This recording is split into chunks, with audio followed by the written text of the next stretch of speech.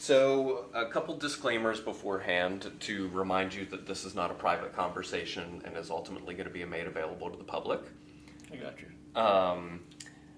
We want this to be an enjoyable experience for you. So, if at any point we get into a topic of conversation that is uncomfortable or you don't want to talk about, just let me know and we'll redirect. If at any point you need to take a break, just say so and we'll stop for a little while. Okay. My role in the conversation is actually to talk as little as possible. Okay. So this is you at center stage, but rest assured that I'm tuned in, as is Tracy. So here we go. Today is Tuesday, June the 6th, 2017. My name is Andy Reisinger, and I am interviewing Howard Romaine here in the Department of Special Collections and Archives at Georgia State University as part of the Great Speckled Bird Oral History Project, and am accompanied by Tracy Drummond. Here I am, Tracy Drummond, Southern Labor Archivist. And before beginning, if I can just get your verbal consent to be recorded. Yes, go ahead. I'm for it. So let's start at the beginning. If you can tell me a bit about when and where you were born. I was born in New Iberia, Louisiana, on July the 7th, 1942. So I'll be 75 this July. And had your family been in New Iberia for a while? Can you tell me a bit about their background? My mother was born in South Louisiana also, and my father too, in little towns, Kaplan and, is it Eunice? Near each other, both of their fathers were rice farmers in Vermilion Parish. And they married shortly before World War II, when Dad was in the Reserve Officer Training Corps or had been drafted or got back in the Army when the World War II started from LSU. And Mother went to LSU and graduated. And at the time they were married, which was right before the war, she was teaching school, I think, in I don't know where she was teaching. She might have been in New Iberia teaching school, but that's where my grandfather Spencer was from. When he had a sawmill, he was a lumberman, I guess you'd say. After the rice business, and my other grandfather was in Kaplan, Louisiana, and they had more acreage. That grandfather was from Iowa, and the grandfather from Spencer was from Illinois. So. But they both married. My grandfather Romaine married a lady, a French-speaking lady and Roman Catholic lady. It's Roman Catholic culture in South Louisiana, and that first wife died. I don't know. My father had 4 or 5 brothers and sisters, and I think she died in childbirth of one, and he remarried. He remarried, and then my grandfather Spencer and married a woman who had done college in Mississippi, where Mary Joyce Johnson, you're not interviewing her, but went to school at the Mississippi College for Women. They were Mississippians. So I don't know whether mother and dad met at LSU or maybe much later, I think. But that's the story of my birth, right before World War II. And Dad was an officer. I don't know what his first rank was, but he was sent to the Philippines to train soldiers in the Philippines, train Filipino soldiers. And when the Japanese invaded the Philippines and MacArthur was ordered to leave by Truman, some of the soldiers were left to retreated.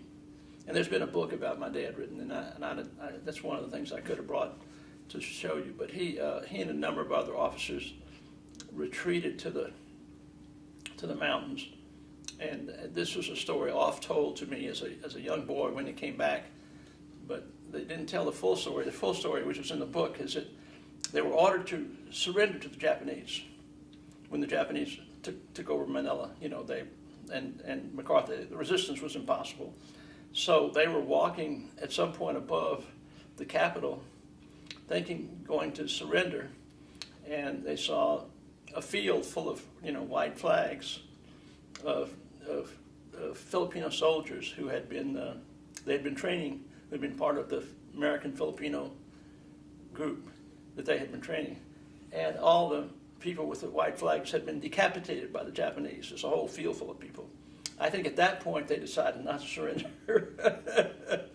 and so they hid out. We'll make a long story short, they were hidden out for 3.5 years by Filipinos who were loyal to the American forces, and my dad was a radio operator, and they kept in contact with the submarines.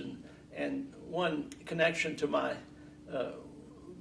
current long-term civil rights work is that my dad was kept alive by Negritos, N-E-G-R-O, Negritos. They're very small African people that migrated into the mountains of the Philippines for many years. So that in the Philippines you had different kinds of people, groups of people. So that was some of the people that kept my dad alive. So that was kind of like an interesting story that was brought to me when he came back from the Philippines after World War II. So you were already born, and he Yeah. was off fighting in the war, Right. and then was... Right. I was 3.5 years old when I spoke to him on the phone. He was in San Francisco, and at 45, I guess it was. And before that, he had a little cherry orchard. He had been in California. Like a lot of men in the 30s, he had wandered. He had worked for the Civilian Conservation Corps. He had to drop out of LSU because of the money situation. And he'd worked on Boulder Dam, and he had made enough money. He had a little 3-acre cherry farm above in Cherry Valley, California, which is now a suburb of Los Angeles. And that's where eventually, after he got out of the hospital, he was very sick for a long time.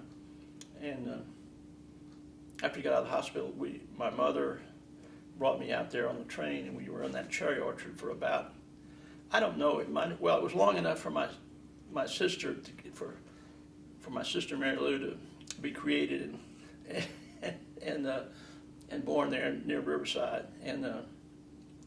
But my mother decided he was too sick for them to manage that cherry orchard.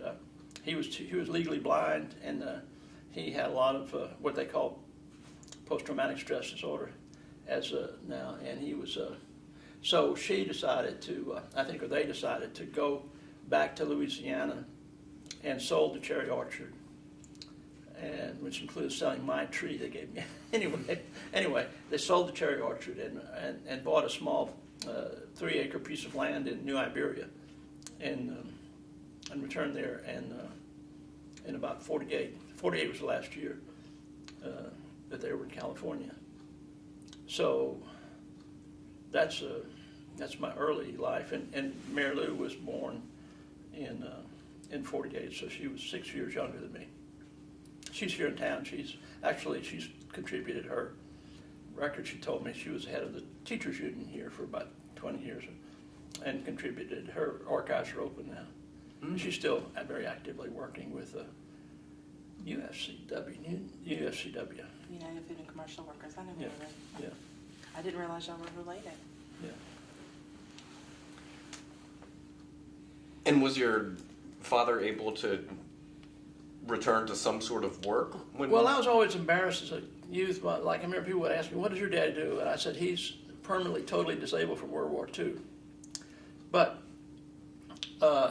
one of my early vivid memories when we moved out to New Iberia was we had a place on the Bayou Teche, and it was about 3 acres. And they built. Actually, he helped build the house. We lived in a garage. I remember him blowing up dynamite, blowing up a tree, and so he was physically able. He was a physically able person, and growing up as a farm boy, he had a lot of skills.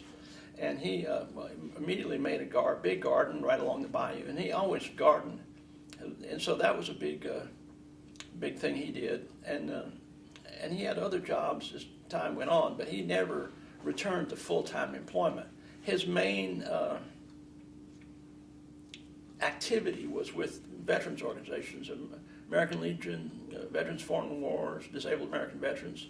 I think he was at one time head of the local, one of those groups, and he did their traveled the state, did the oratorical contest, and he was able to drive a little bit. He would drive around New Iberia because he had memorized the test, you know, he could see large objects, but he hadn't read with a big, thick reading glass. So, but periodically he'd have to be,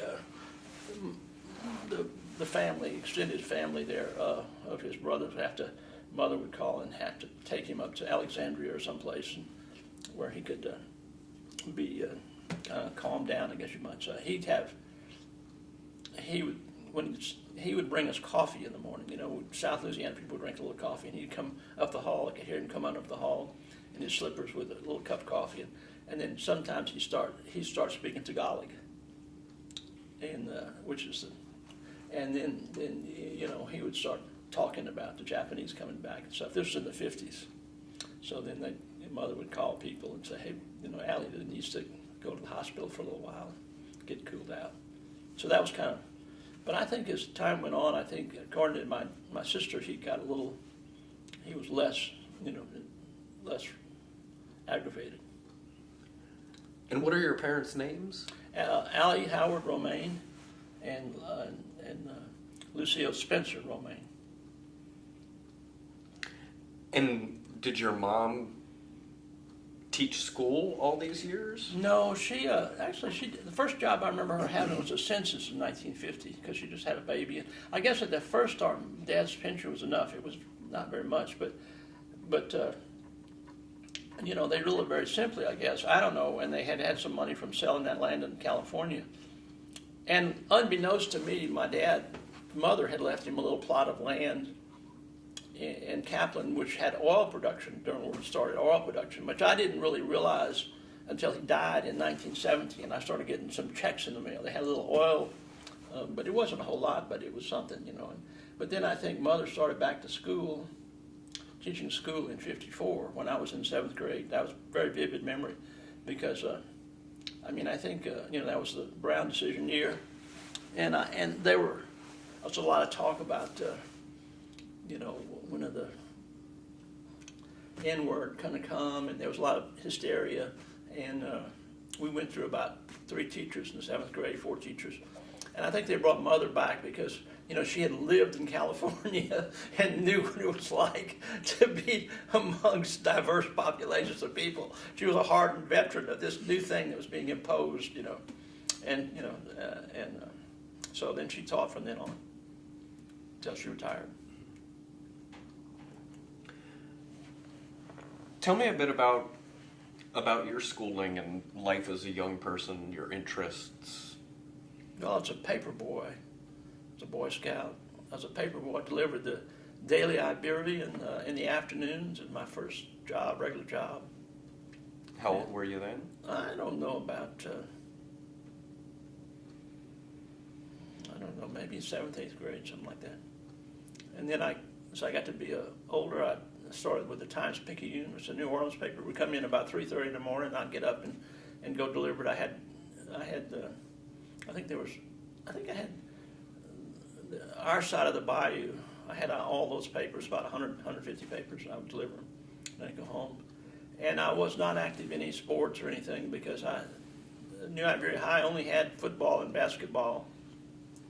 And I wasn't stout enough for either one of those, or talented enough, or whatever. But I did pretty well in school. And there was a pre-college curriculum. If you took French, you know, and you took advanced math and stuff. I did that, and I was in the Key Club. And then I went off to, applied to different colleges, and I remember 3 people in my class took the SAT out of about 100, 200, 300 people. Most of the people went to the University of Southwestern Louisiana or LSU. Most of which you didn't have to take SATs for. But 3 of us went, one Protestant, one Jewish fellow, I'm the Protestant, and one Catholic. And I say I was Protestant. My mother was a very fervent Presbyterian, and she compared herself favorably to her sister, because her sister married, both sisters married Catholic men, and the deal that her younger sister, who married first, made was that the boys of the marriage would go to Catholic schools, and the girls could go to public school, and the boys would eventually actually stayed in New Iberia, and the girls went off to Houston and Atlanta respectively. Whereas mother was a little stern negotiator, and she said, "No, we're going to be Presbyterians all the way." So she's proud of that. You know, that was So I went to Presbyterian College, Southwestern Memphis, and that was a big deal, going off to college. You know, big city, Memphis, getting away. And what year did you? 1960. And had you grown up? I was senior class president too. I guess I should say that. It was a very funny thing. I remember giving a speech or something, and I also had a big interest in race cars and drag. I had a dragster car, which has a name that I can't repeat. But anyway, and I had driven it. And You can repeat it. no, I can't either. I can't.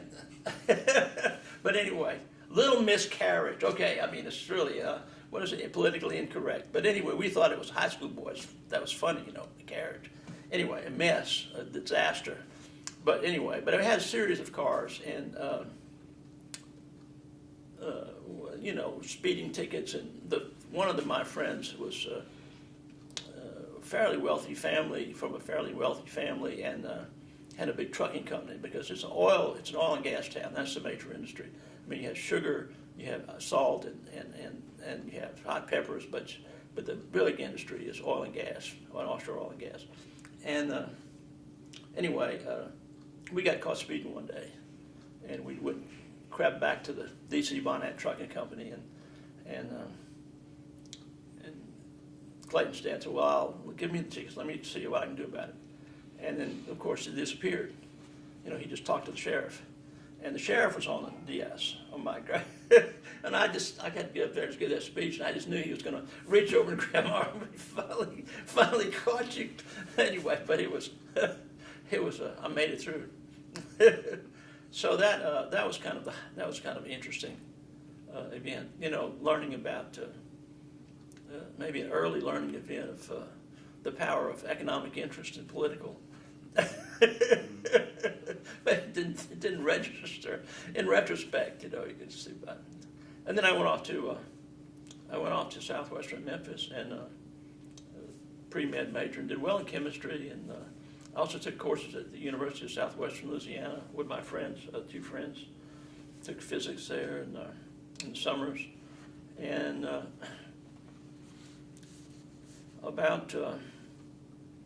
you know, that was the Kennedy era. And we were, you know, Kennedy was quite a reader, and so I took my studies very seriously and did well, and there was also a intramural run at I think it was midterm of my first semester or second. It was about, all I can remember is I came in second. So I got recruited on the track and cross country team, which I guess, you know, and the deal for that was that the coach bought you a steak once a week, you know, among other things, and also got to fly an airplane to meets and stuff. So I ran track and cross country during the 4 years I was there, except for the last semester when the coach and I crossed ways because I got involved in civil rights demonstrations and stuff. So, and of course, in retrospect, again, this fellow, this historian, quite a good historian, it's on my Facebook page. A man named Stephen Haynes has written a lot of books about the Holocaust, and a number of books, and about the racism of the in the Presbyterian Church. And but he wrote a book called The Last Segregated Hour, which Oxford published in 2012, which it's really a whole book about our senior year at Southwestern Memphis, which was 1963-64. And when Kennedy was killed that November, I think we had, I brought this little book, but we had been listening to Bob Dylan sing about Oxford Town. He went down to Oxford Town. Guns and clubs followed him down, all because his face was brown. And that's how, we knew that was a town right near where we were in Memphis. And I had been active in the a little bit in the student government.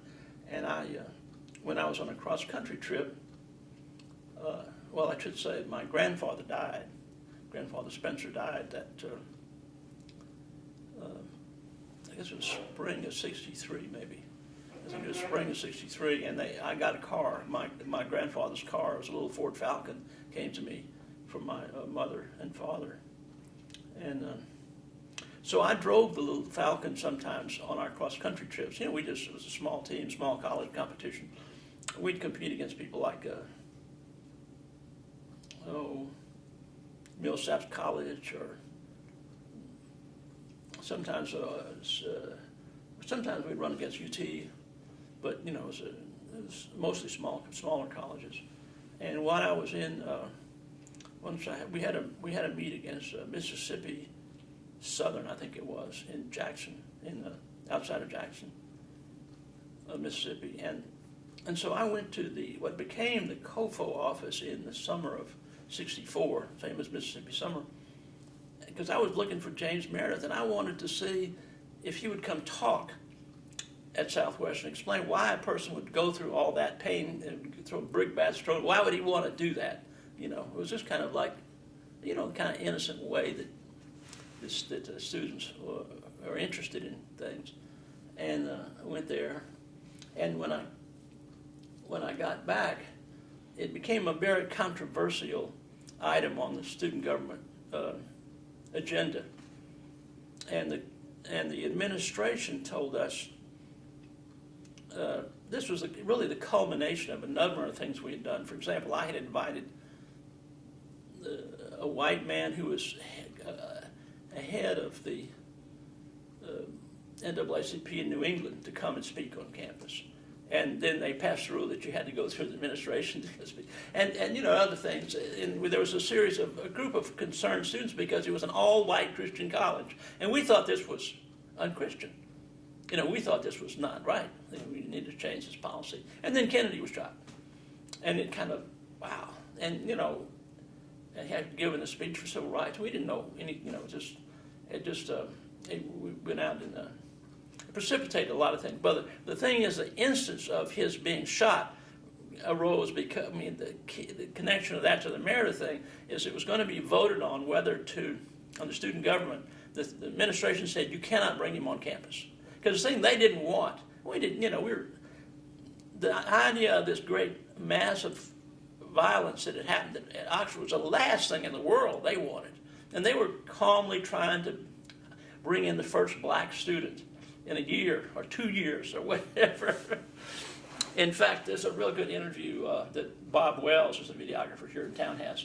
He was also a classmate of mine at Southwestern, and he interviewed Hortense Spillers, who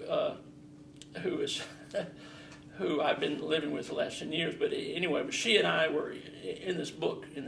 She was a black student who came over to Southwestern, and they said, "Well, we'd like to have you here maybe in a couple of years." She said, I'll be through by then. And she got her master's and went off to get her PhD in the East. But I'm kind of jumping around here. I'm sorry, but no. It's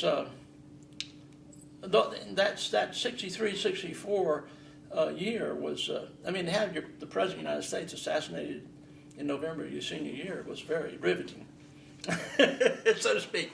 And I was living off campus with a couple from Yazoo City, Mississippi.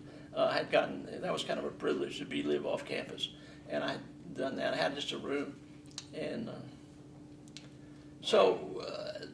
those events.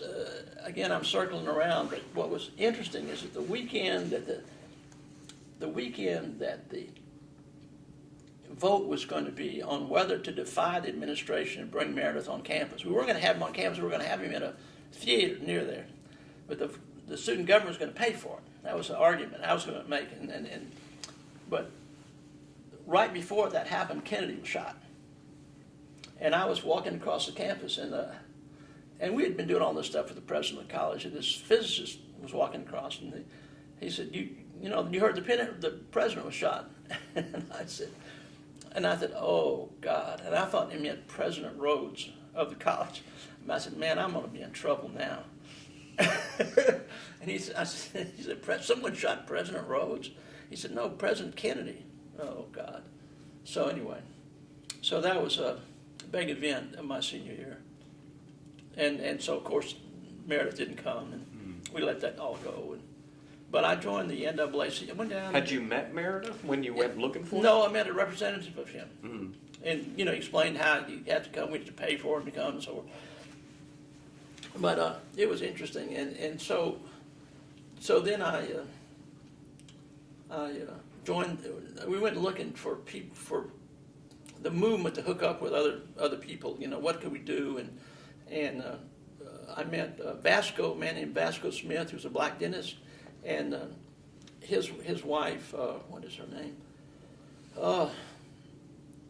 Anyway, she was a graduate of Spelman here, and she was the head of one of the biggest NAACP groups in the South, and we went to see them and told them we were interested in doing something for civil rights. We didn't quite know what that could be, and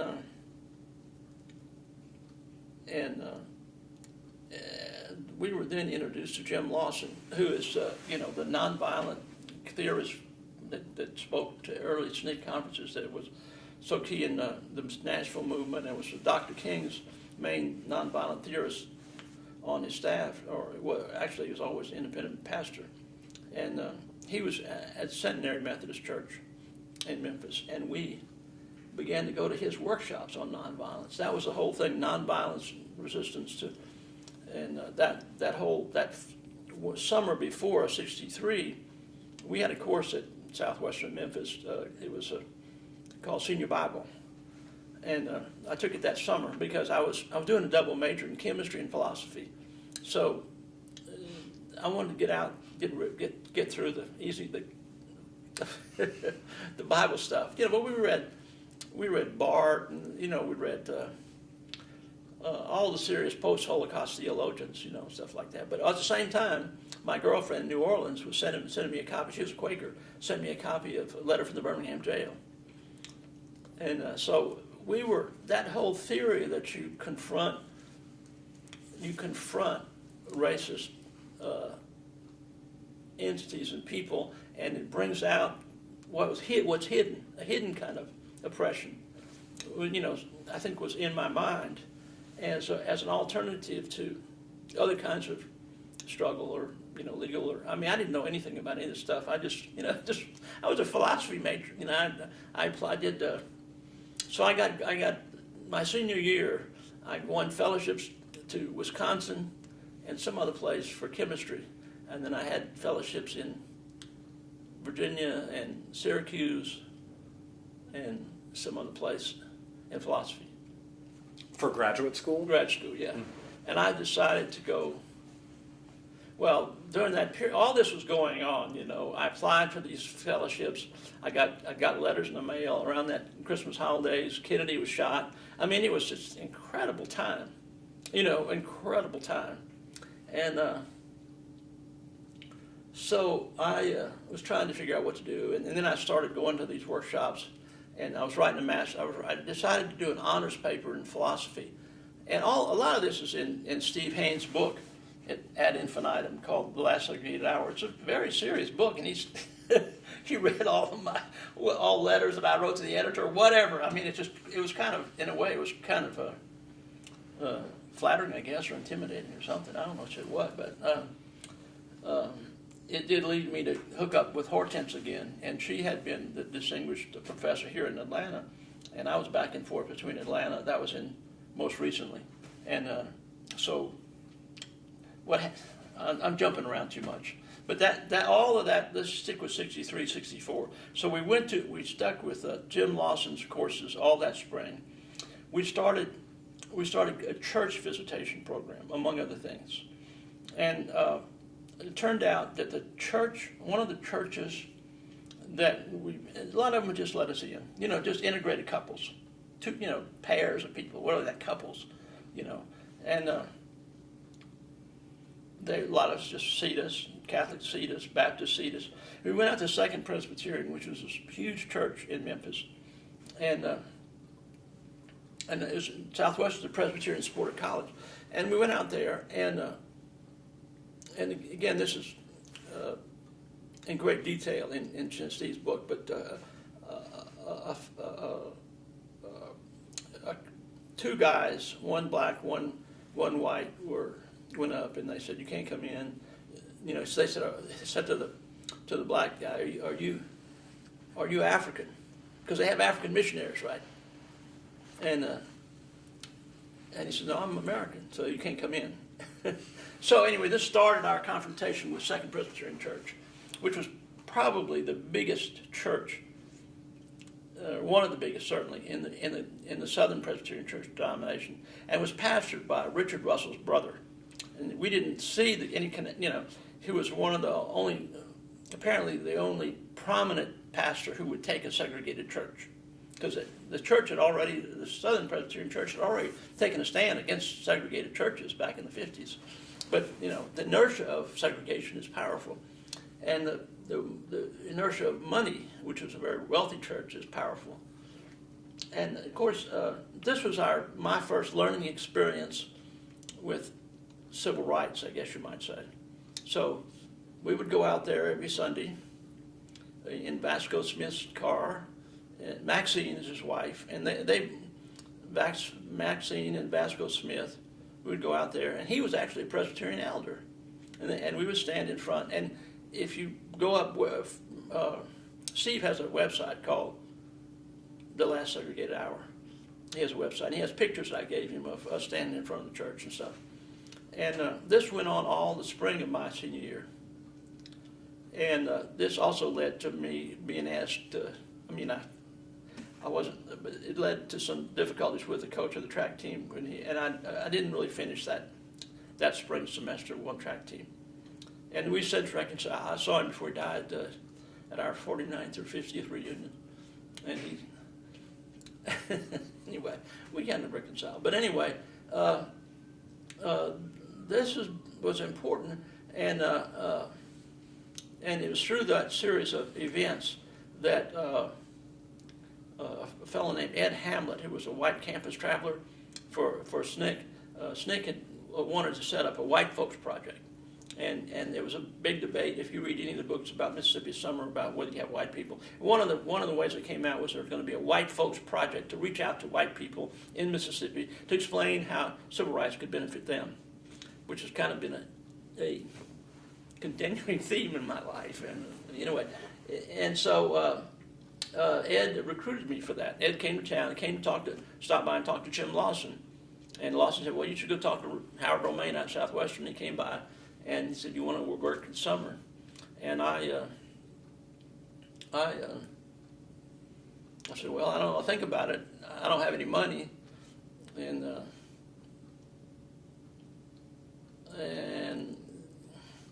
you had to have some money. You had to have several $100s. I don't know, $600, to live in Mississippi summer. And so basically, I got a job selling ST. Right, like a lot of seniors get jobs, summer jobs, and in the summertime in the South, the tea makers go put up special shelves, and you go to little grocery stores and you talk to them in Arkansas and northern Mississippi, and you say, would you like to? I'm an ST salesman, and I had my grandfather's little Ford Falcon, and went around, and I got paid. I saved up about $500, $600. And you were driving around where selling? Well, Arkansas, northern Mississippi. And door to door, or in? No, you go to grocery stores. You go to grocery stores and you convince them to put a display item. Yeah, and it was a crew of people. And then if you do well enough in the smaller stores, they'll put you on to go to the bigger stores. And so that was very interesting because when I was with this crew of guys, and they were all from Mississippi, and they were talking about, I think when the first civil rights workers disappeared. When they disappeared, they said, "Man," he said, "if they drag the lake over at such and such a place, you find bodies all over there with, unbelievable." They were and then they took me to their house and they have guns and all this stuff. That was in '64. Up on the, we were ready for these invaders. I mean, the white community was in a hysterical mode, as they are now, actually. Anyway, so I just kept a low profile. I was just an ST salesman. I mean, I'm an ST salesman, college graduate. That's all I'm here about. So I took my money and went on and worked in that summer project. I worked in Jackson and in Biloxi, and mainly my main thing was just talking to people. A lot of the kids, younger people, would come over to the projects to find out what was going on. White college kids, black college kids, I guess. Before we get into that, I wanted to follow up on a couple things that you mentioned about your childhood. Okay. You said that you were involved in Scouts. Yeah. Did you do Scouts all the way through? No, I didn't. I made Eagle Scout, but So yeah. I made Eagle Scout, but I didn't. No, I didn't. I haven't followed through. I think I'm a member of some of. I don't know. I get mailings from them and stuff, but I haven't been active. And I don't have any boys. I had my 2 girls, so. But you did pursue your scouting all the way to Eagle Scout. Yeah. We had one of the scoutmasters, Richard Leewald, had a boat, and we were Sea Scouts. Actually, we'd go out in the boat, and my aunt used to joke that actually our main job was chipping the paint and painting the boat. I mean, he had a free crew or something. I don't know. Anyway, she's very cynical. But anyway, my mother's sister. And you also mentioned that your mom was a very devout Presbyterian. Yeah. Did you grow up in the like church? we would come to Montreat in the summer times, and we traveled a lot in the summer because Dad didn't have a job that he was helping Dad. Mother loved to travel, and we would take long summer trips to California for a month at a time. Come back through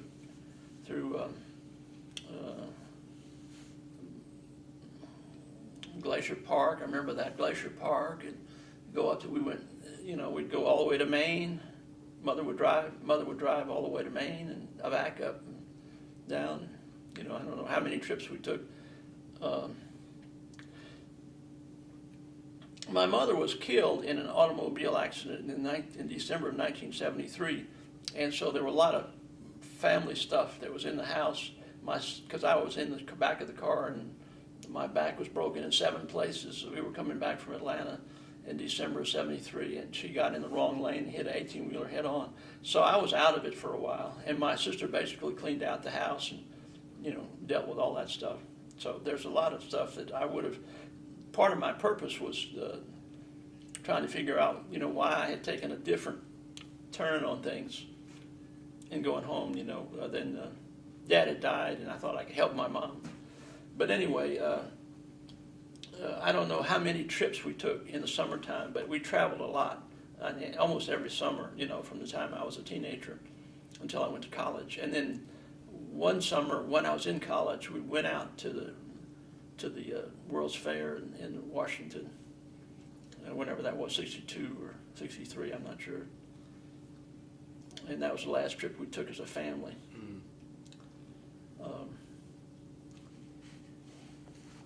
And were you active in the church as a youth as well? Yeah, I was actually in church. Yeah, oh yeah.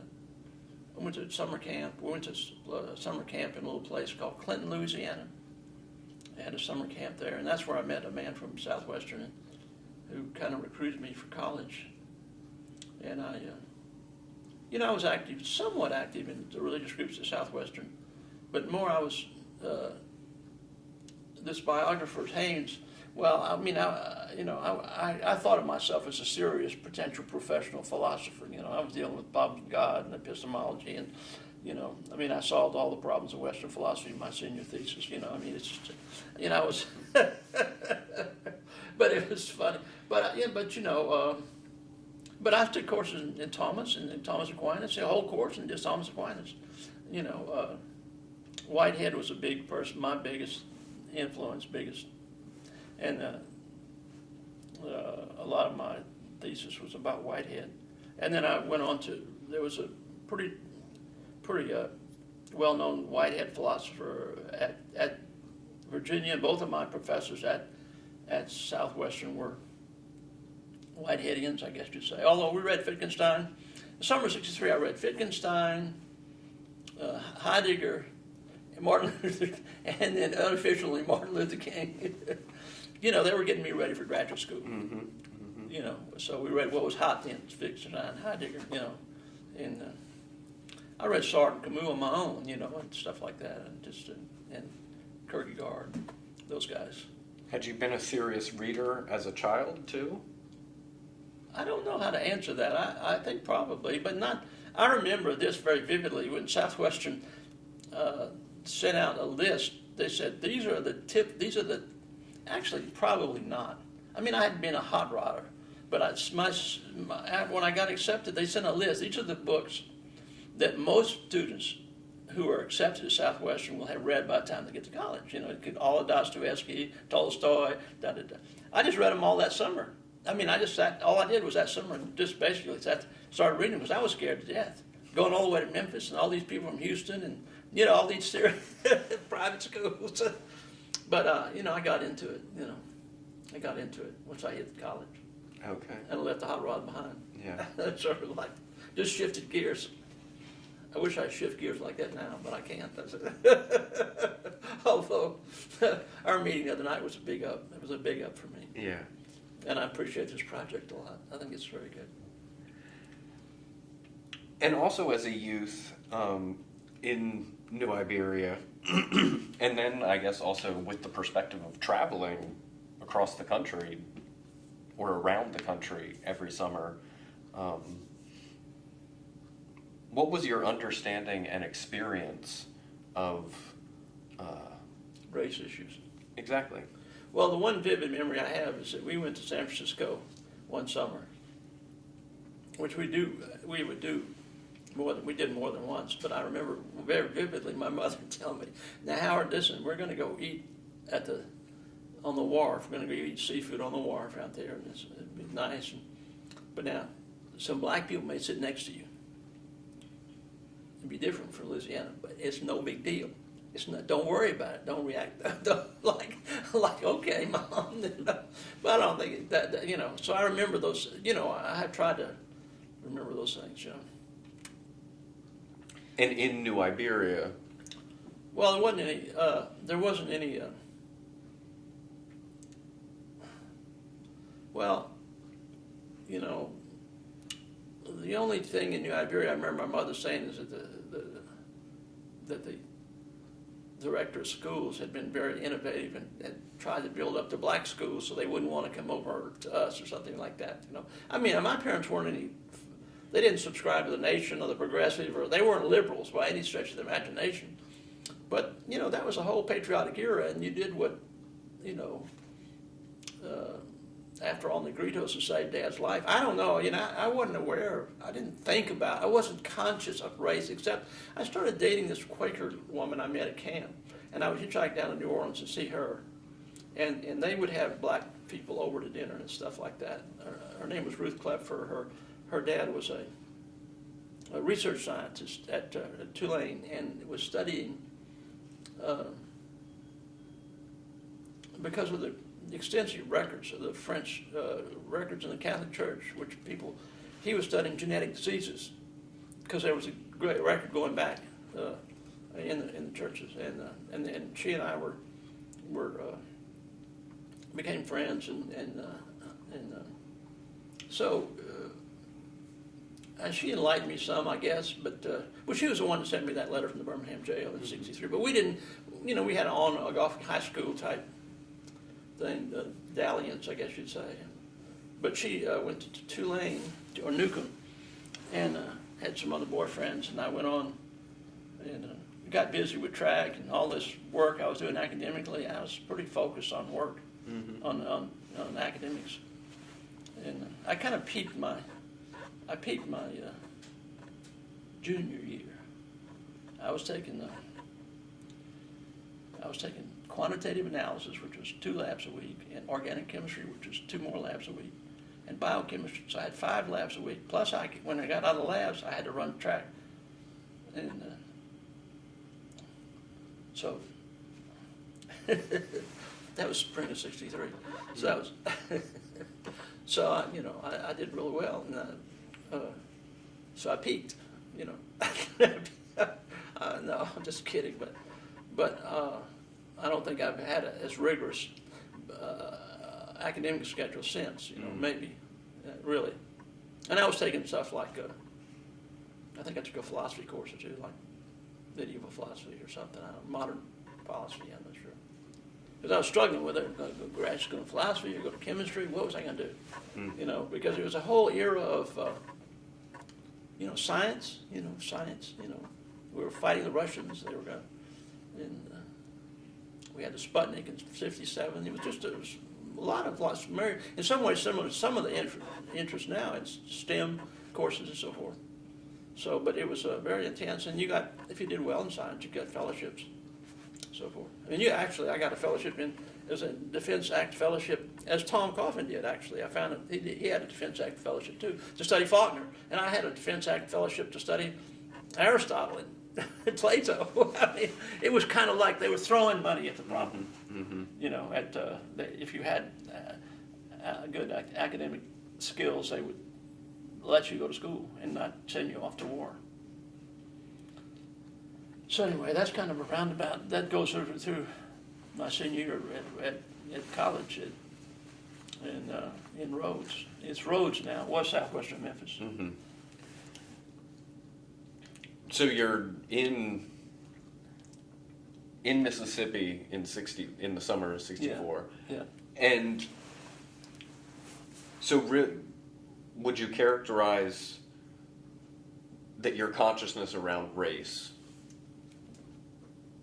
really came to the fore in your college years? Oh, yeah. Yeah.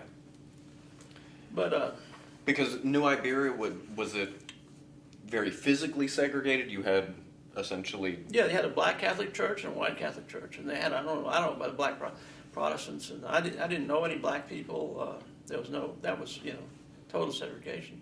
Your family didn't have any help come in? Oh, yeah, there was a lady who came and helped my mother, and she spoke French, and she was, she was there when I came back in '73, so, yeah. But she would talk to me after she knew, there was a big article in Life magazine in '67. This was 50 years ago this year. I think it was '67, in which they profiled some student leaders on campuses. And they picked out me from the University of Virginia. I think Nan Orrock might have been mentioned it too. I'm not sure. But so my dad, they had to deal with the fact that their son they got Life magazine, Time magazine, that their son was in Life magazine, and it was hard on them. It was hard on them. I think it was embarrassing to them and difficult to explain to people. Well, actually, during that period, I was tutoring a fellow who was a fairly wealthy family there in Memphis, and the English professor got me this job and to make some extra money, and I was tutoring this fellow. I'd go over there every week, and both of his sisters were at Princeton. This is a very wealthy Jewish family. Not not super wealthy, but they owned the store, but they could send kids to Princeton in '64, and they had a watch line, which was a wide area telephone service, so you could call. So I would call my parents from their house sometime, and my mother would be crying and upset because the elders of the church were sending pictures and letters saying that I was dating is a mild word, but I was with a black woman, which, that wasn't true. Actually, I was a virgin. I'm embarrassed to say. I wasn't with anybody. I would just, I just thought,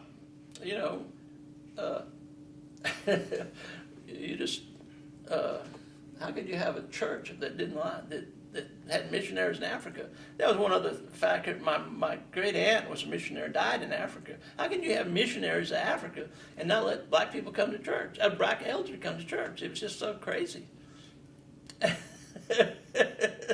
So anyway, but Mother would cry and on the phone. Daddy would get on the phone and say, "Boy,"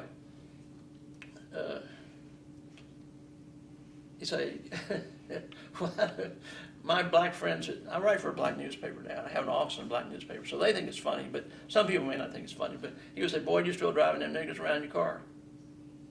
I said, 'Yes, sir.' So I'm gonna come up and get that car, boy." I said, "Well, okay, I'll meet you at the airport," and he never did.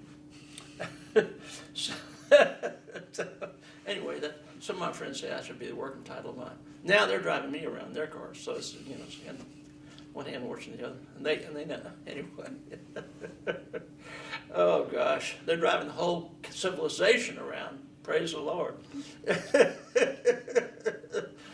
Anyway, so it was quite an exciting 63, 64, really exciting, challenging time, you know.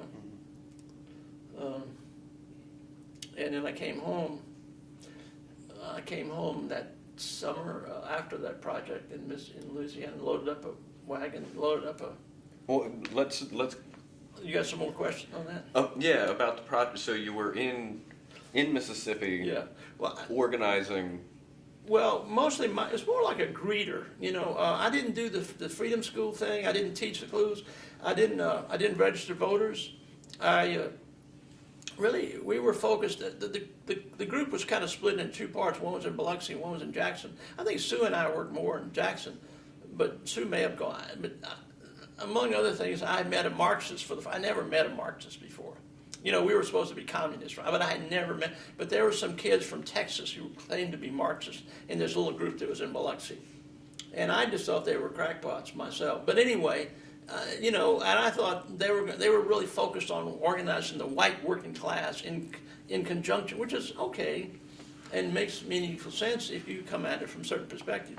I just wanted to explain to a very broad range of white people that this isn't called for murder and violence. You know, this is overreaction, and this is a good thing. It's, you know, Bob Dylan comes out and sings, and Pete Seeger's singing, and this is all these interesting things happening, you know, in that summer, and it's not Judy Collins. It's not an occasion to murder people, you know. These are people, the kind of people that I knew. They were just confused by the media and by the politicians, Ross Barnett. That's the way I looked at it, you know. That if you could just explain it to them, sit down and talk like we're talking right now, they would get it, you know. They would get it. Well, was I wrong? But anyway.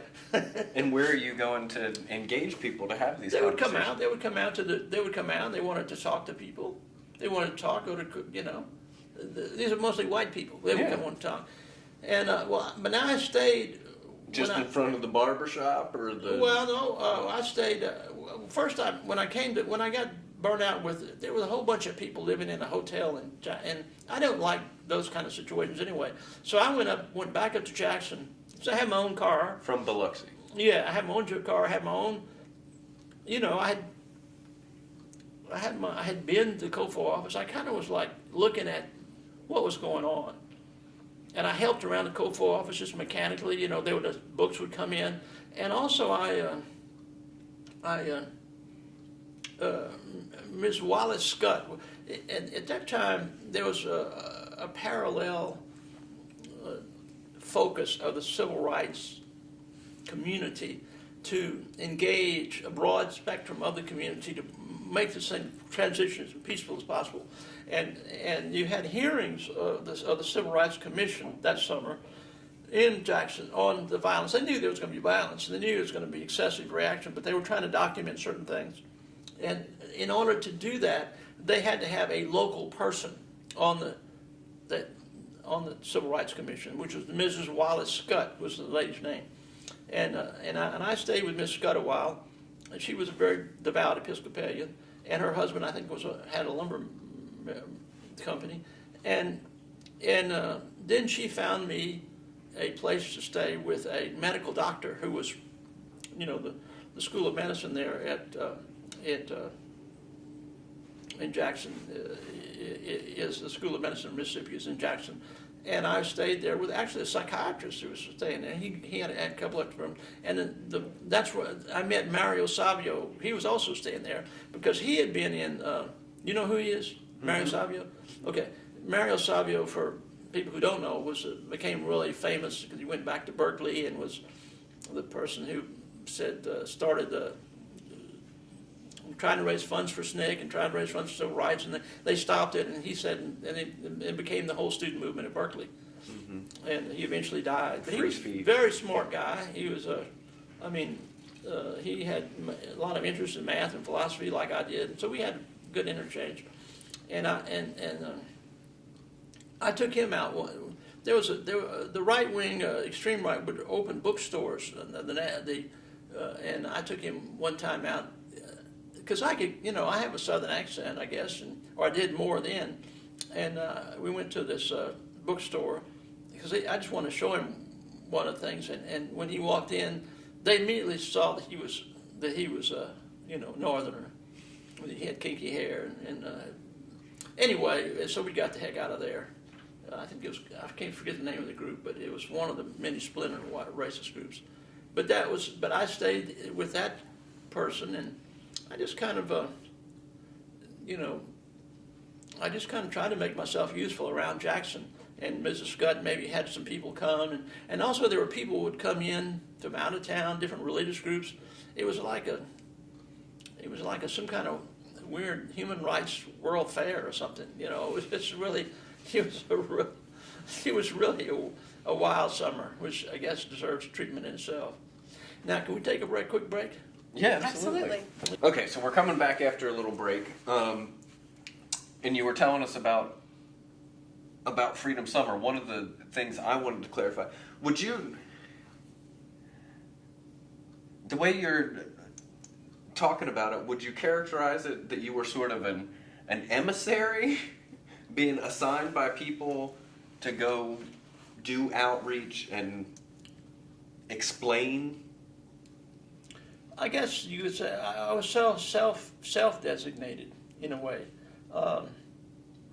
It was a very informal thing anyway, and Ed was head of it. And I had my own transportation, I had my own money, and I wasn't supervised by anyone from SNCC or Student Nonviolent Coordinating Committee or CORE.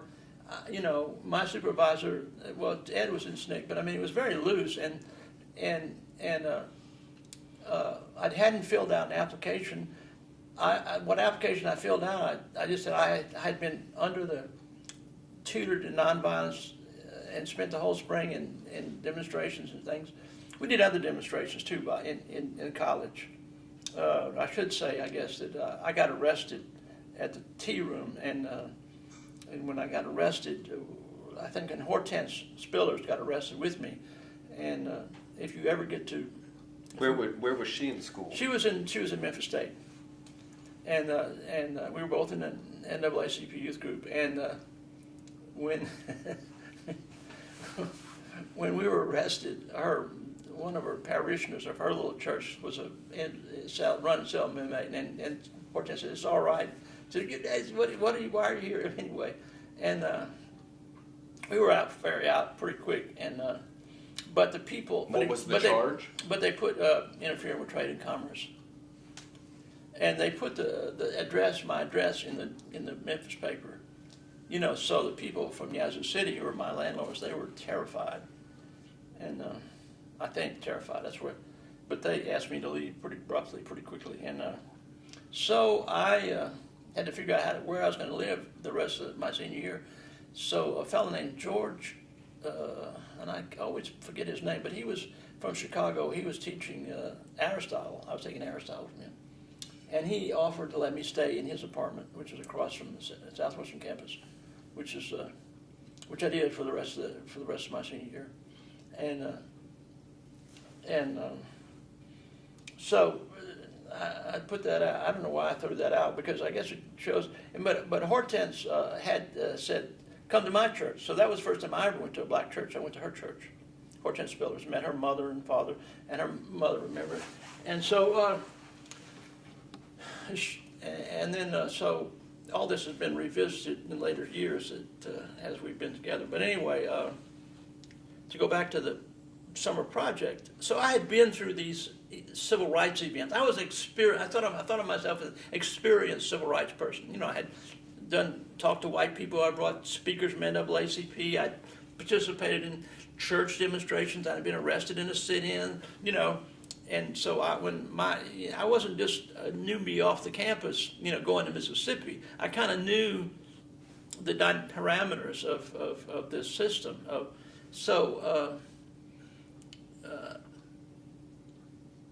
So anyway, so to go back to the story I was going to tell about, one other thing about Mississippi, this young man came in late also, and Ed Hamlet asked me to pick him up and bring him into the state. And we were outside the state, I don't know, it was Alabama or Tennessee, and discussing this rendezvous and going into the state and what the project was like. And this is like July, maybe? July, something like that, yeah. And he said, if we get stopped by the state police, and this was after, you know, 3 guys from Meridian had disappeared. They were, and you know, Johnson had ordered all these, you know, Marines in there. They were fishing through every lake and finding other bodies, and it was pretty. And you know, they burned 20 churches by that time, or 40. I mean, it was just. You know, that Mississippi was an armed state, and they viewed us as communist intruders who deserved to die or whatever, be harassed.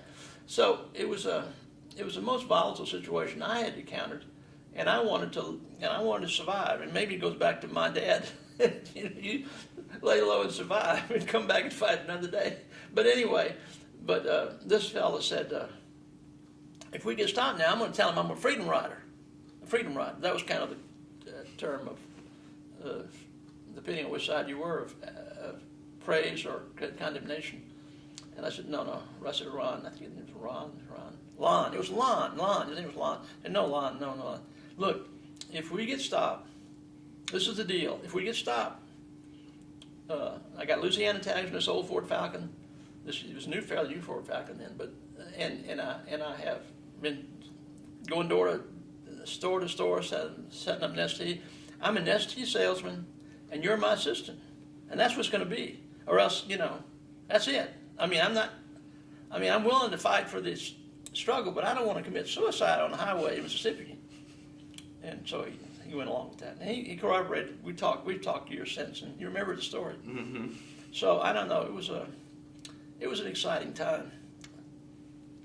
And we were quite foolish, I guess. I don't know, or whatever, foolhardy or whatever. So.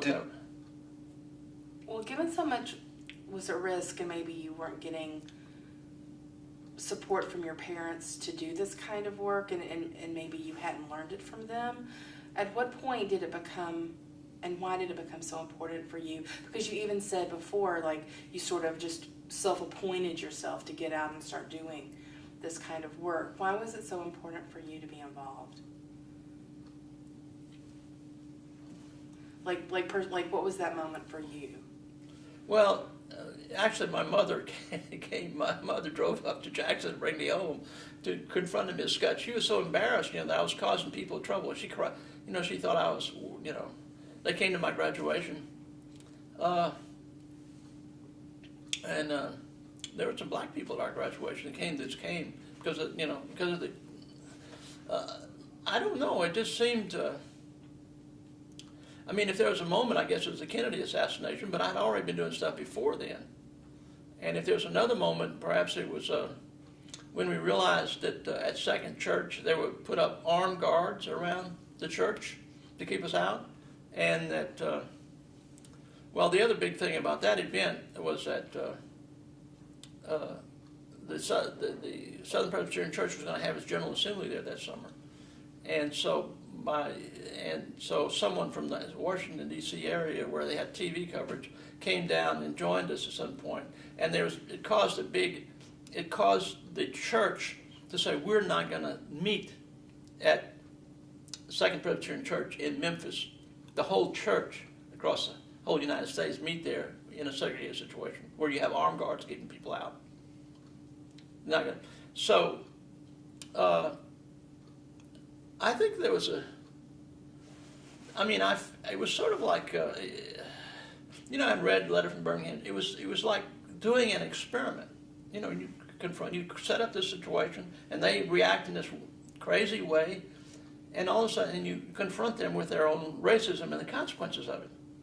And that's what King, that was an alternative to violence, an alternative to revolutionary violence. It was innovative ways of doing nonviolence.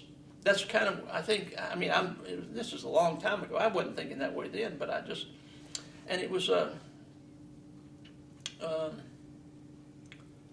was just the way we worked, I guess, the way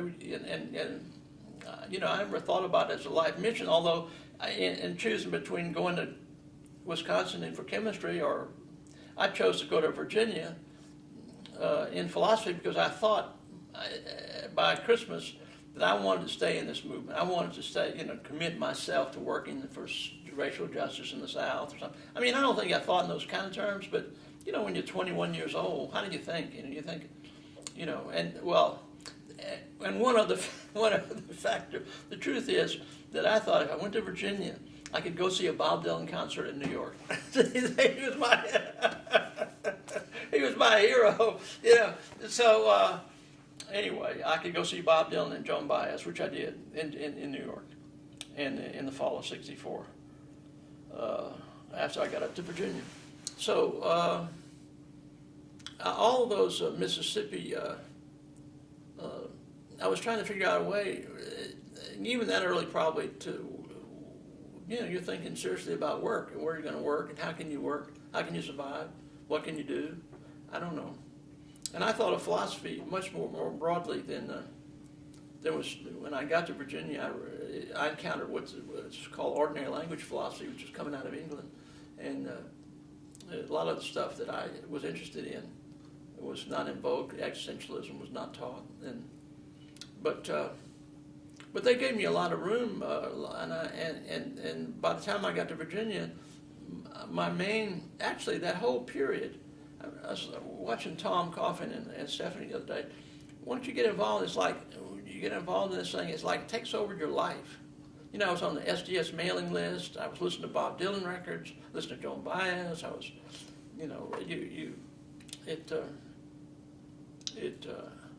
and when I got to Virginia, we started this group called Students for Social Action, and John Lewis came. It was, spring '65. Next year, we had Selma, and we started the support group. So it just continued and expanded. So it wasn't any one time, one moment. It was a series of moments, a series of experiences that led me to lead the life I've led. It's fun and survive to this day, which is pretty lucky actually. So while you were in Jackson, your mom drove up? Yeah, Mom drove up from Louisiana. Yeah, with the intention of bringing me home, getting me out of there where they're killing people, and she talked to Miss Scott, but she and Miss Scott talked, and I guess Miss Scott convinced her I'd be safe enough to stay. And I was already, the thing was that once you have a fellowship, I was no longer dependent on them financially. And when I got up to Virginia, I had a $200 a month paycheck and tuition paid, and that was like, wow, I had made it, Mm-hmm. And I don't know, I wasn't going to turn back then. I know, and I don't think they would try to make me. But they might try to persuade me, but they wouldn't order me. What about your sister or sisters? My sister, just one sister. I don't. Well, she would have been in high school then. She would have been like a sophomore, junior. I don't know what her feelings were. We've never sat down and talked about it in great detail. But she became, when she came up here to Agnes Scott, and when we started the Great Speckled Bird in '68, she put out we put these little racks out of Great Speckled Birds, and she put one out at Agnes Scott, and it got called into the president's office. So she's pretty feisty woman herself. So I don't know. It's I guess it all had an impact, had a long-term impact. And when you went to Mississippi for Freedom Summer, did Hortense also go? No, she was in school at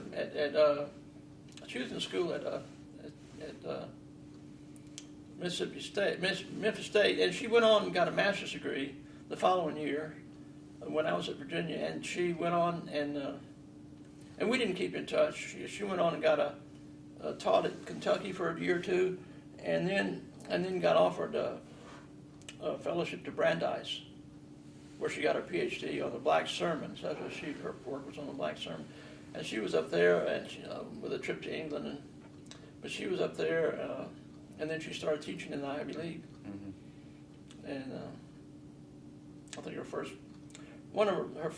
book was really interesting. It's a collection of essays she did with another lady, and one of she's talking about. It's very relevant for the current time. In one of Faulkner's books, which I think it may be Absalom. I don't know, but anyway, the white man comes to the door of the plantation and is met by a black servant who is the servant of the owner, and the white man is, lower down in the social, and the white man's mind is so blown by this, and then he says, I want to talk to the plantation owner, and so you have to go around the back, we'll have to make an arrangement. You can't just come in the front door and talk to the plantation owner. Says the black man says to the white guy, and his mind is so messed up by this confrontation that it takes him years. Faulkner's pages and pages to recover from this, So I mean, this was a collection back in '81, and we kind of joke about it being that this is what happened to Trump and all these people meeting Obama as president. This is very well educated, and they just can't get over it. They cannot get over it anyway. So way back then, so you try to, although it's very frightening actually, but. So we didn't stay in touch, and we're not in touch until Steve Haynes wrote that book, which focused on the church in Memphis where we demonstrated, and it was a 40-year, in terms of history, it's a structural study. It's a study of religious structure and how it impacted people in the church. Probably a lot of people, how it impacted the church as a denomination. Actually, I think what they did, they when they didn't have the meeting there, they had it at Montreat, North Carolina, and they invited Martin Luther King to come speak. And so, we weren't aware of all. I mean, I was not aware. I was in Mississippi and graduate school and on and about. But it had a long-term consequence for that church. And he's very devoted to, Steve is very devoted, he's an evangelical, really, and he's very devoted to trying to work through the race issue within the denomination, within the church, and get cooperation. So he has his website, and he does things. Very interesting scholar and religious scholar. Mm-hmm. So he looked at it over a 40-year period, what impact it had. And he was invited he gave a presentation in our 50th graduation reunion in 14. So it was he's a very good, very interesting, scholarly piece. Because at its deepest level, it is, if you think about the most simple of Jesus' commands, treat your neighbor as yourself. I mean, how could you believe in that, claim to believe in that, have a racially exclusive thing, or it's just, it doesn't make any. It's just so obvious. It's not complicated. So before you head up to Virginia, in the spring of '64. So when you're trying to wrap up your semester and are involved in all of these activities, isn't that when SOC begins? Yeah, I didn't go to the first meeting. Okay. I was too busy. I don't even know about it. I don't know if I know about it. Mm-hmm. I was too busy. I didn't go to. The summer project was the first time I got involved with people who were the key people in SOC. Okay, so that's where you began That's the the Southern meeting. Student Organizing Committee. Yes. And then do you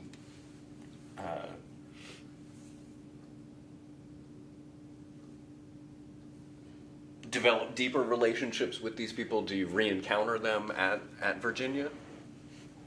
Folks that you had met in Mississippi? No, the Virginia experience, it was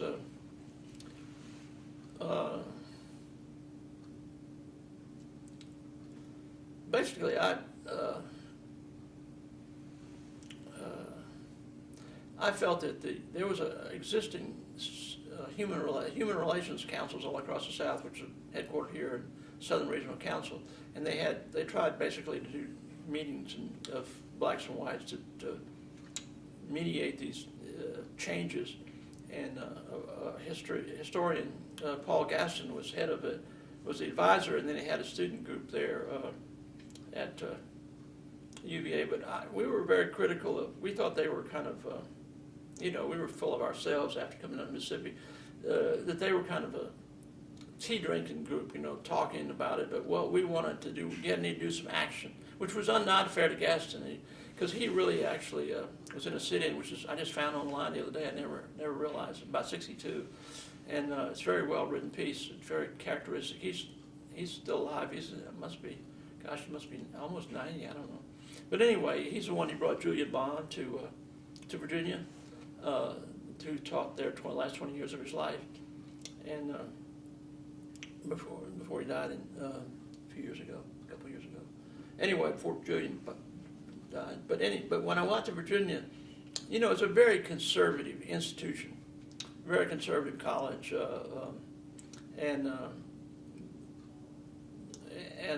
but we got two friends of mine who were in philosophy got a house in the country, and lived together, and I went to one or two of these meetings at the student. I don't exactly remember how it happened, but at some point we started a new organization called the Students for Social Action, with the emphasis on action. We're going to do something. I don't know what we were going to do.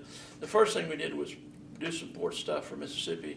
We went down there at Christmas. That's where Ann, became my wife, went down with me, and Nan Grogan Orrock, who's a senator here now. I think we all went in a caravan and brought clothes because people were being put out in Mississippi, and Mr. Snick had a big office here, and you'd bring things in and they'd look through them, books and stuff. It was more like to get people to give a little something to understand what was going on. It's an educational process. And then I went on home for Christmas and came back, and then that was the spring of '65. That's when Selma developed. And a lot of the people that I had organized or were organized who were pro-civil rights at Virginia, some of them went to Selma.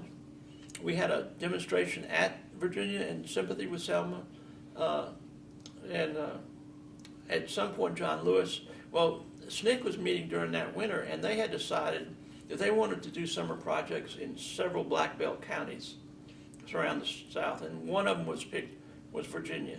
And there was a fellow named Stanley Wise, who was a SNCC campus trapper, and he came a couple times to Virginia, and we set up a summer project called the Virginia, which had its 50th reunion 2 years ago now, Virginia Student Civil Rights Committee, and we set up a project in the black belt counties of Virginia, and that was a lot of the focus that spring. Other than academic stuff that we were doing, but I mean the student active stuff, and we raised money for that, and we rented houses, and SNCC somewhat supported us. Stokely Carmichael came up that summer, Charlie Cobb, other people, and we worked in several counties in Virginia, and some people like Nan stayed there a whole nother year. Nan Orrock stayed another. Mm-hmm. Well, her name was Grogan then, but she was a senior at Mary Washington. Mary Washington College had all women, and we had several other people involved. One was actually a man who became a black archivist, a historian at Virginia State College in Petersburg. He just retired, and he and Dottie, his wife, he was African American, and his wife was white, and they were she was in the service. That was the summer of, let's see, 65. So I think they must have gone up to Germany. At some point they got married in Germany, I think. And that was before, well, it was still illegal in Virginia. Yeah, before Loving. Yeah, I know if you saw Loving, if you saw the movie Loving, Virginia. And there were just a couple of people, and Duke Edwards, he goes by Duke Edwards. Lucius Edwards is his name. And Lucius and Dottie are still together. They have a daughter. And Duke, at one point in I think it was in '95, the young fellow who did that book, Struggle for he organized a kind of a reunion at Virginia. And there's some videos of and pictures of Julian and Duke Edwards and David Nolan and Nan, all the talking, and we had a seminar thing. And so that was the summer of '65. And what sort of work were you guys doing? We did voter registration, and we worked with to get people to use. The blacks have been kept out of allotments. And there's a system whereby people are elected in the Farm Security Administration and you get allotted so many acres of tobacco and you grow them. And so if you don't own, not in there, you can't get your allotment. So we worked on all the various aspects of where we didn't do a whole lot of sitting in or anything like that. We were more focused on voter registration. We did whatever SNCC people suggested we do, really. And it was more a matter of being a presence, I think. But of course, Virginia didn't react the way Mississippi did. I mean, they just more ignored you. They had some clans burning, cross burning, but they were not killing people right and left. Where were you based that summer? Well, there were several different counties. I can't remember them right now. I can't remember them. Were you with Nan? Well, actually, I got in all this thing. I got married to Anne Romaine, among other things. She was a grad student in history, and we started dating, and I mean, we got married at Easter. So met in the fall, and yeah, and and her Nan was. We went to a SNCC conference. There was a story. The last SNCC had some meetings at Howard University, and Bob Moses was there. They were trying to know what they're going to do after Freedom Summer, and that's when I wanted to go talk to him and see hear what he was saying about our project. And so I went up there to this meeting, and I was having my suit that I was going to get me married in fixed up. And I got on the plane and forgot my suit, and Nan put it on the plane afterward and said, so, it's kind of like, and then we got married in Gastonia, then at Easter, and Dad and Mom came up, and so we were together that summer. Then we spent our honeymoon in a freedom house with another couple named Bill and Betsy Tao, who are both deceased now, but he was a high school teacher and very, very a sharp researcher. He had researched the counties and different things, and I think we got a duplex and rented it together, as I remember. And then after that, we went back to Virginia in the fall of '66, and basically what I proposed that SOC do these kinds of projects all throughout wherever there was a university, major universities, where you could get enough kids who were interested in the civil rights movement to work in black belt counties where there had been extreme repression and whatever, that we do that all over the South. That was my programmatic suggestion, which got me elected chairman of SOC. So I think, sometime between the summer of '65, yeah, when you're in these rural counties in Virginia, right. and the fall. Fall, SOC would always have a conference here at Old Gammon Theological Seminary. Mm-hmm. And not always, but they had several. They met here. Old Gammon Theological Seminary. I think it's a high school now. I'm not sure. Mm-hmm. But you had become pretty involved. yeah, and I suggested that's what we do. I mean, I said we should.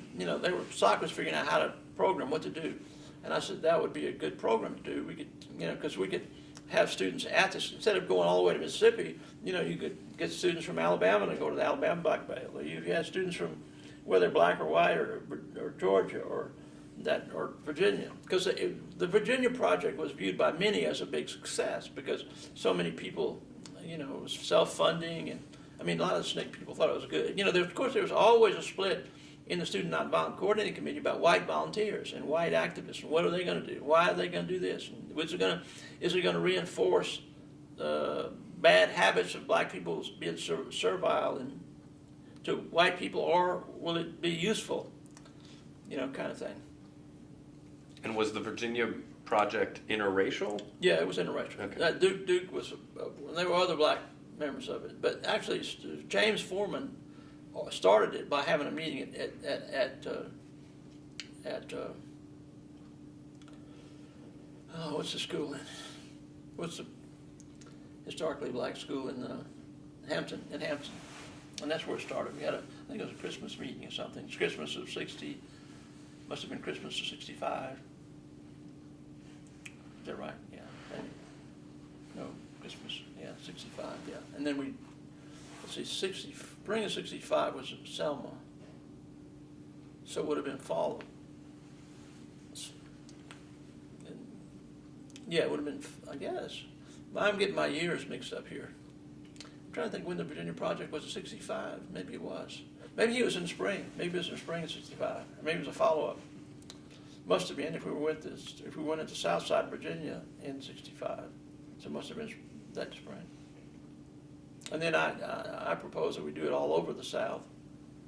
And I was probably spitting in the wind because by that time, more and more there was a feeling among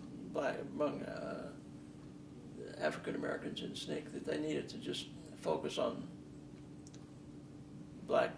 Well, there was so much disillusionment around the Mississippi Summer Challenge of '64, led by Ms. Hamer, and actually Ann started doing oral history with Paul Gaston, and I suggested she do her master's thesis, or maybe he did, about the Mississippi Freedom Democratic Party. And so we would make these trips. When I would go home for Christmas, we interview Ms. Hamer and most of the leaders, many of the leaders of the Mississippi Party were women. So we interviewed a lot of those women, and her master's thesis ended up to be about 700 pages. Yeah, so it's mostly just interviews, and it's transcribed, and it's at and she made a deal with some people at Wisconsin to transcribe it. It's also on the SNCC website, so all those interviews are out there. But one of the things we're doing this summer, coming summer, the plan is for me to see if they could be digitized and put on a CD on a book, so that kids could get it and get a. There's always a search for primary material for kids in undergraduate history and several of the triangle area is a big center of innovation in that with that type Jackie Hall and Oral History Project, Southern Oral History Project. Cliff Kuhn came out of that, and so anyway, and there's a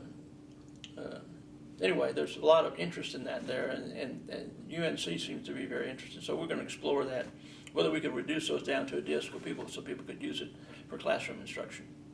Easier than going online or, and listen. You can actually listen to us, talking to Ms. Namer and stuff, like asking her questions about what her.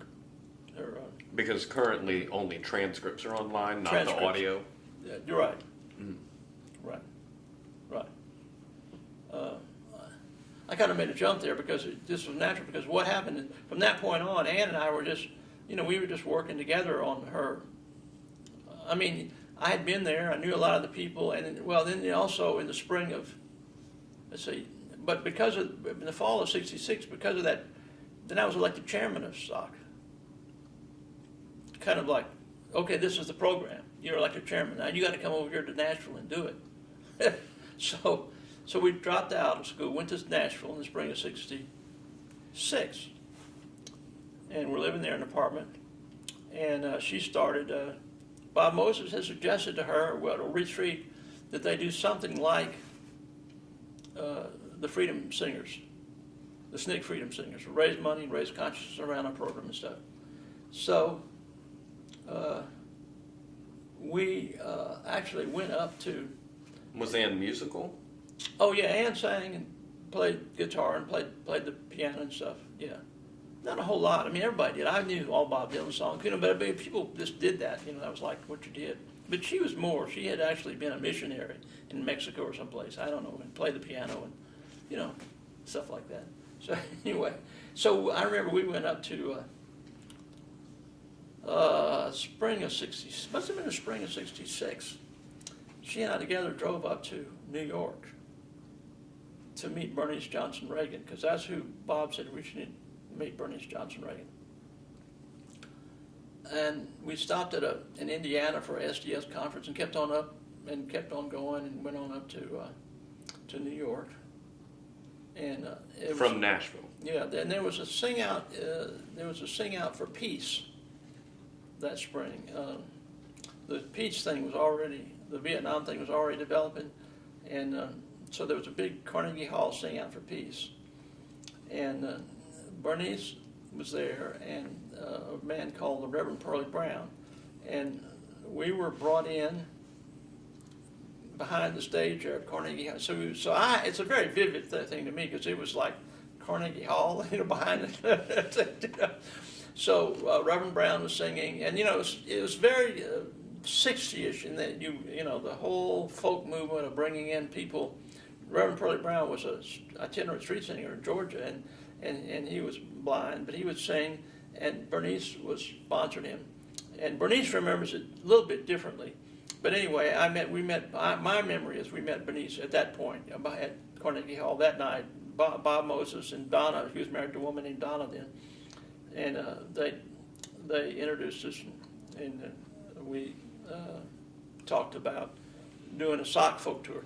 So when we had gotten back, then Ann got to work on that, and she called Johnny Cash's house and talked to Maybelle Carter, and she started getting people, and she got different people involved, and it was a month. The first tour was in that spring, I think. Spring, could that be possible, or was it the following year? Let's see, '66. Maybe it was that. I think it was that. Maybe '66. Maybe it's. Is it fall of '66 that you're elected chair? Yeah, and spring of '66 I think was the first tour. So I was in Nashville for a year, '66, spring and fall of '66. And I think the first tour was spring of '66, and I guess we were there all that summer too. And where'd the tour go, and who all was on it?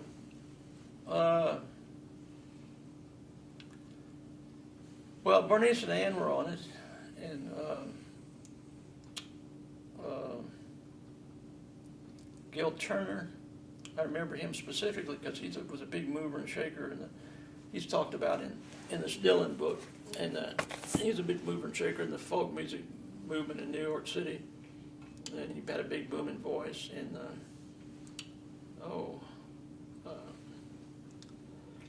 it might have been.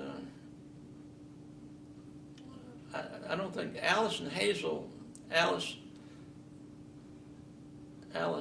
Dickens and Alice Gerard were eventually on it every year after that, but I don't think they came that first year. I'm struggling to remember who was. I mean, I have it. It's in the SOC newsletter. It's in the New South Student. I sent it out on an email. But I can't call where we went. I know where they went. I knew because it was the spring of '67. Maybe it took a whole year to pull it together. Maybe because it was spring of '67, maybe.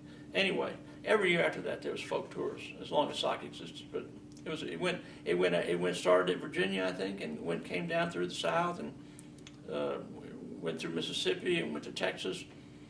And the one I remember sending out, I remember it was at the top. Pete Seeger will only be at Texas and at Swanee. He did some other things. So what Bernice did, she hooked us up with the Seegers, with Pete Seeger and his wife, and it was a network of folk singers, who were kind of pro civil rights. 'Cause they also had in the summer of '64, they had a big Gil Turner had organized folk singers in Mississippi, during that Mississippi Summer Project. So music was always part of the mix, and I'm sure Ann we maybe had a workshop and talked to Guy Carawan about it, but I can't remember all the people in the first tour, although I was on part of it. I was on, I remember someone donated an old Volkswagen bus, Harry somebody, and we had that old Volkswagen bus, and we probably had that little Ford Falcon. I don't know, it was a little caravan of people going, and we had about 30 places in a month. We'd stay with people's houses and stuff. And were the performances typically at a college campus? Colleges, or movement places, like Mississippi movement situations. Maybe at Tougaloo College, maybe. I don't know if we did one at Tulane or not. But I do remember that. One of the players. Now he's an African American guy, and anyway, he remembers when there was a reunion in Mississippi. He remembers that Ann brought all these people. We were all in the Café Du Monde in New Orleans, and he kept my parents sit over here. He's and the folk group over here. He didn't want to get them mixed. Ann didn't want. But anyway, he didn't like it. Anyway, I'm blocking his name but he was a very, very glib, well-trained musician and singer. And her name was West. Anyway, it was a folk tour, and I can't remember because there were so many. We went on so long, and there was Reverend Pearlie Brown came and Bernice came. I know that for sure, because I think he was on every one. And so the whole notion was this kind of mix. The notion was that the song had always cut across musical barriers. Of course, it was obvious in rock and roll and everything, but to present performers on a college campus and an integrated group talking about their music, and they had workshops and stuff, we thought it was a very innovative thing. It was that was a very innovative thing. And it came out of that folk music culture out of the North. They would have these workshops, and they would lift up ordinary people's songs, and that was and singing, and that was the author of that book that you have called it SOC's most successful integrated program, which I think probably it was. And it raised money. Well, I know it didn't raise a whole lot of money, I don't think, but it secured a presence, and it raised people's. This was a period in which people were still being killed on the highway for being, you could get killed for black and white together, walking down the street together and stuff. I mean, this was not. This was highly controversial, heated times, So even though it was not designed to be confrontational, some people would see it that way, And then Ann continued that in some form or another the rest of her life. Really, she had big concerts in the summer in Nashville, and she was really musical entrepreneur. So, and then we went back to Virginia, and after your year in Nashville. Yeah, and to be honest, I had kind of an emotional breakdown. I remember I got up to speak. I think it was Stokely, maybe it was a spring conference, and Stokely Carmichael had spoken, and I opened my mouth. I couldn't even talk, and I got Gene Guerrero came up and talked, and it was like I had been without sleep for days. I was worried about Ann on these tours. I don't know what it was. But I went back to Virginia, and to a place called the Institute for Policy Studies, and I said, well, I'm just depressed. And they said, well, maybe you need to see a psychiatrist. Would your parents afford to give you a No, they wouldn't. Well, go back to Virginia, and maybe students will help there. So I went back, and I talked to, it was also a lot of stress about my father, his whole role in life was as a highly decorated veteran. He would speak to people in schools, and for his son to be part of a group that was leading civil rights and being against the war in Vietnam, which we had gotten into by that point, I think that was stretching it, That was stretching it, and I kind of dealt with that with some counseling, and I couldn't figure out what to do. And also at 66, SNCC said, we don't need white people anymore. We don't need any white people. You go do something else. So it was just, it was a very stressful time, and I had given up my NDA, but I said, well, Ann said, well, at least finish your master's degree. I mean, what a good master's degree of philosophy. But anyway, that's fine. You can finish your master's. We were both Presbyterian. Whatever you do, when in doubt, take a course, get another degree, go back to school. Anyway, okay, so I did, and had a very wonderful advisor who I didn't realize until I went to law school. His name was John Marshall. He was director of Senator John Marshall, the first Supreme Court justice. Anyway. So John Marshall was my advisor, but during that spring, I was very depressed, and then I was trying to figure out what to do, and then I applied to. I said, well, maybe I can start a newspaper at Virginia. Maybe I don't know how the idea came about, but I applied to SOC for a grant of $300 to print a newspaper. Well, this is how I figured it out. Okay. The Cavalier Daily was the name of the newspaper at Virginia. Cavalier Daily, Cavaliers. And it printed on Tuesday, Wednesday, Thursday, and Friday. So there was no newspaper on Monday. So I said, okay, there's a little hole there. So we could print. And of course, here's the things we were interested in. We were interested in the Vietnam War. At the time, turned out we were interested, the United States was bombing the hell out of Indochina. We were against that. A lot of the kids were going to Canada. We're interested in draft resistance. The first books about the Kennedy assassination being problematic were coming out. We were interested in music. We were interested in the tour came. So anyway, so I said, let's start a paper, and I got some people there in the group. The group had grown. The group, even though I had left, the group had grown and done other things. The group of activists. Because it kept growing on those campuses, like the guy named Tom Gardner, I think, became chairman of SOC after me, and Steve Wise was on campus, and it kept going, and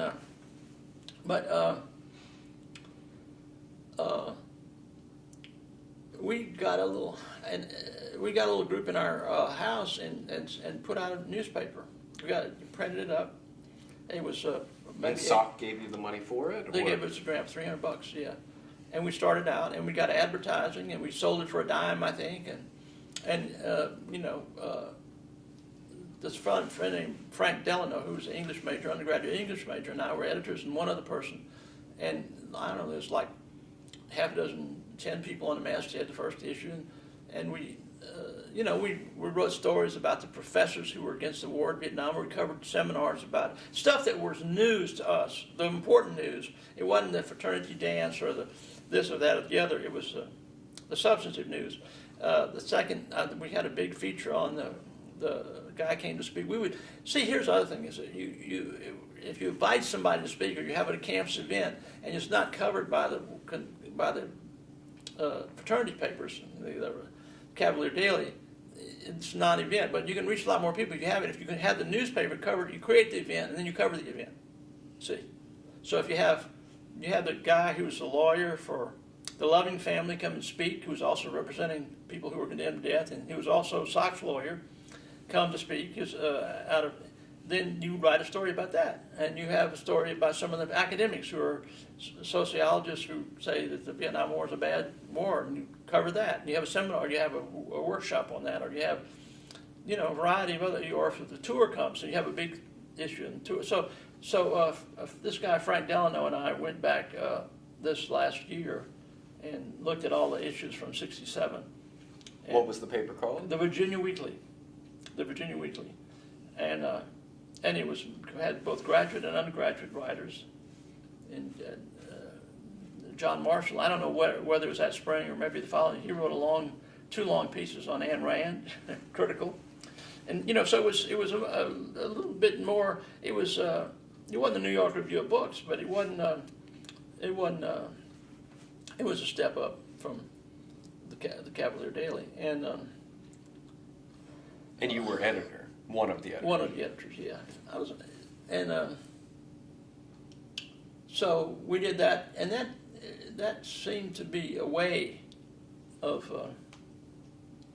Well, and I don't know. It just. Well, I guess also. I mean, I don't know if I had these thoughts in sequence or not, but I noticed in Mississippi there were some newspapers. There was the Greenville paper, and there was a woman who had Hazel Smith had a little weekly newspaper who would print the fact that there were people being killed, or who were white people. They were not just black people.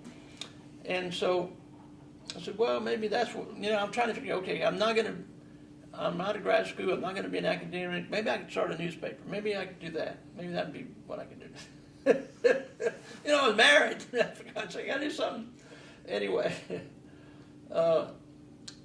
so there was a SOC conference in. I know what happened. We did in the summer of '66. Ann and I went up to this camp. Someone was going to give SOC a camp in Black Mountain, and we went up and spent the summer there. It was near Montreat, and put that in shape and stayed there that summer. And I worked in a working class job, and I decided that if this working class was going to run the world, it would be worse. So that was my last working middle class job for a while. But went back to academia, and so anyway, here we were. We had this newspaper, and it grew fast. And people started wanting to write for it, and they wanted to contribute. And some of my friends from Southwestern were there in grad school. They wrote for it, and different book reviews and artistic reviews and so forth. And during that period, we had a conference at this camp in North Carolina. And some guy who was there, said, well,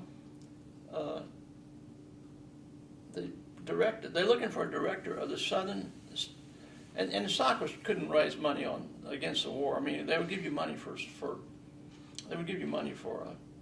civil rights stuff or whatever, but not for opposing the war in Vietnam. I mean, it was just too much for Cold War foundations. That was pushing no way. But someone said that there's a directorship of the Southern Student Human Relations Project in Atlanta. Y'all know about that project? Connie Curry was head of it for a number of years. It was here in Atlanta, and it was an offshoot of the Southern Regional Council, and collaborated with the National Student Association, which supported sit-ins and civil rights stuff. And they would have a project every summer and bring together 10 to 20 black and white kids, many of whom became very leaders in the civil rights movement. And Connie Curry was head of it, I think I talked to her yesterday, 65, and then there was another fellow named Hayes Mizell, and then there was another person for 2 years. But it was a good job. It was a professional job. In fact, my office might have been in the Hurt building, but you got paid, I don't know, $15,000, $20,000, I don't know what it was, but it was professional salary, and you had money for a secretary and so forth. So I said, okay, well, I'll apply for that job. I said, So this was the spring of '67 when they had revealed that a lot of the money, a lot of the foundations, it's the same, were controlled by the Central Intelligence Agency, and that the leadership of the National Student Association had been manipulated by the Central Intelligence Agency to oppose the communist-led student movements in Europe and so forth. And there was a very famous fellow named Al Lowenstein. There was a question whether he was witting the CIA people, and who was witting, who knew about it, who didn't know about it, and all that stuff. This was all, so it was very intense kind of time. And I applied, and some other person applied for the job. we were the two. You know, they were going to interview two of us. Two of us would get the job. And they flew us both to Washington, and his plane crashed. So I got the job. Now, was it anyway? Did he die in the plane I crash? think so. I can't even remember his name, but the other fella, Alabama stayed in the National Student Association, and you know Don Siegelman, who's been in jail for years, just got out, and he was a student body president. Was a very popular Democrat, and he was a close friend of Don. So we were working. This project worked in Alabama. Anyway, when I got the job, I hired Gene Guerrero, and I hired this guy Jack Zillman, in Alabama, and I don't know. When I got to town, you know, it was kind of a bureaucratic. People were. I might have been in the Hurt building. You know, you would draw a suit, and you remember I don't want to talk bad about the guy that was head of me, but he was head of a club that it wouldn't seem to be consistent with a civil rights attitude, which is a Playboy club. Well, but anyway, in any case, but I wanted to shed the hold, and we had a lengthy board of advisors, Charles Morgan, and that was the whole part of that during the Cold War is to shield you from accusations that civil rights were communist. Then and we had decided, we had been through these lengthy debates, and people wanted to risk their lives for the right of a black person to vote or whatever, sit in or whatever. We didn't ask what their political allegiance was, you know. And so I just, anyway, long story short, I moved the office out to 10th Street. And there was a friend named Bo Lozoff who had been in SOC, and he had been out to the Summer of Love, and he had a little head shop on 10th Street. And I got in the office, rented the office above, and... what was the head shop called? I don't remember. It probably with the ad, but if you look at the first issues of The Great Speckled Bird, it'll be advertised in there. And he's still around. He does prison work, I think, now. But anyway, and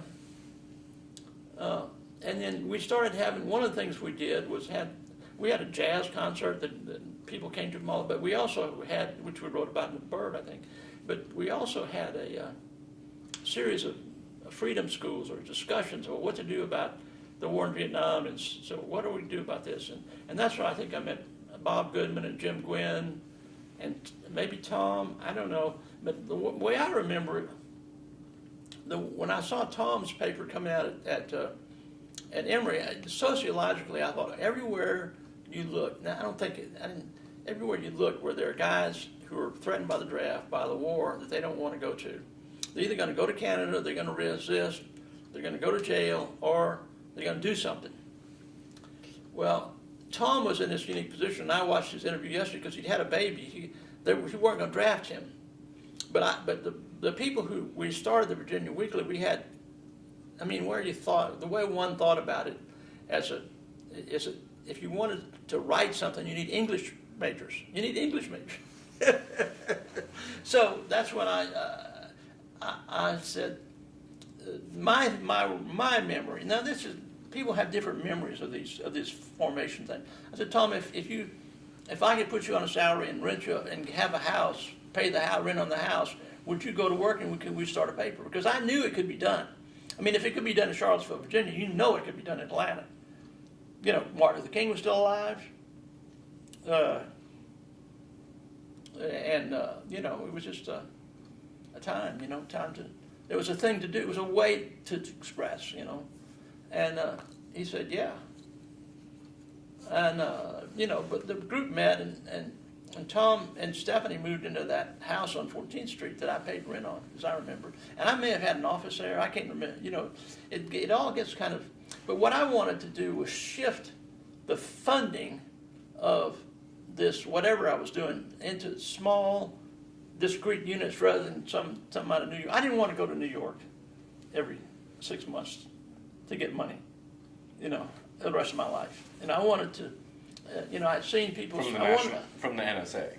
Yeah, well, I didn't want to go, but any kind of civil rights group you did, whether SOC, the Southern Regional Council, they all were funded out by New York foundations, liberal foundations, Field Foundation. Field Foundation was the one that gave the money for the Southern Project. And so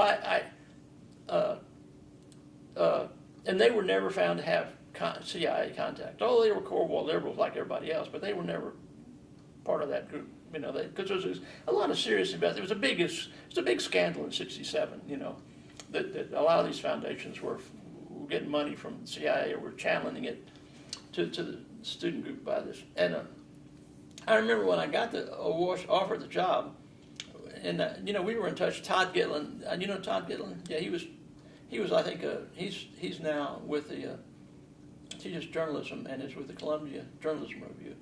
But he and Nancy were married. Nancy Hollander is a lawyer now, but Todd said, SDS, we're going to destroy NSA because of this. We're going to destroy it. And I thought, no. And he said, you don't need to take that grant. That's poison money or something. You know, that's tainted money, you know, because. And I said, well, give me 40 grand for 2 years. Let me see what I can do with it. I don't care if it's green. I don't care. I'm going to see what I can do with it. You know, I'm going to take it, and I'm going to see if I can start a paper in Atlanta. I mean, that's basically what I had. You know, I'm going to see what I can do with it in Atlanta. Paper, start a program, some kind of program. And we did. And Gene refused induction in December, and I put him on staff, and he and I were.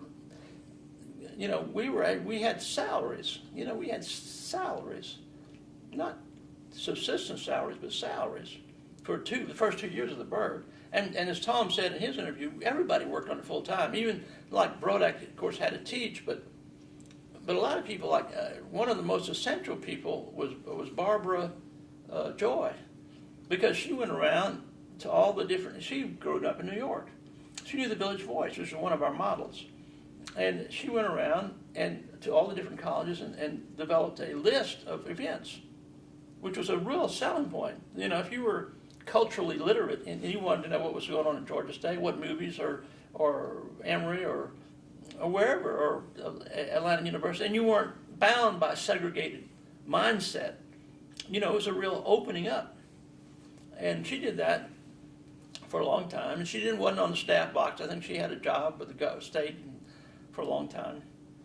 And I mean, other people, and then the photography, like Stephanie, you know, then Tom's story about photography is fascinating. And, you know, the paper just evolved. And Tom and Stephanie were in that house, and I think Becky came and lived there. And it was, I don't know how long we had that house, maybe a year.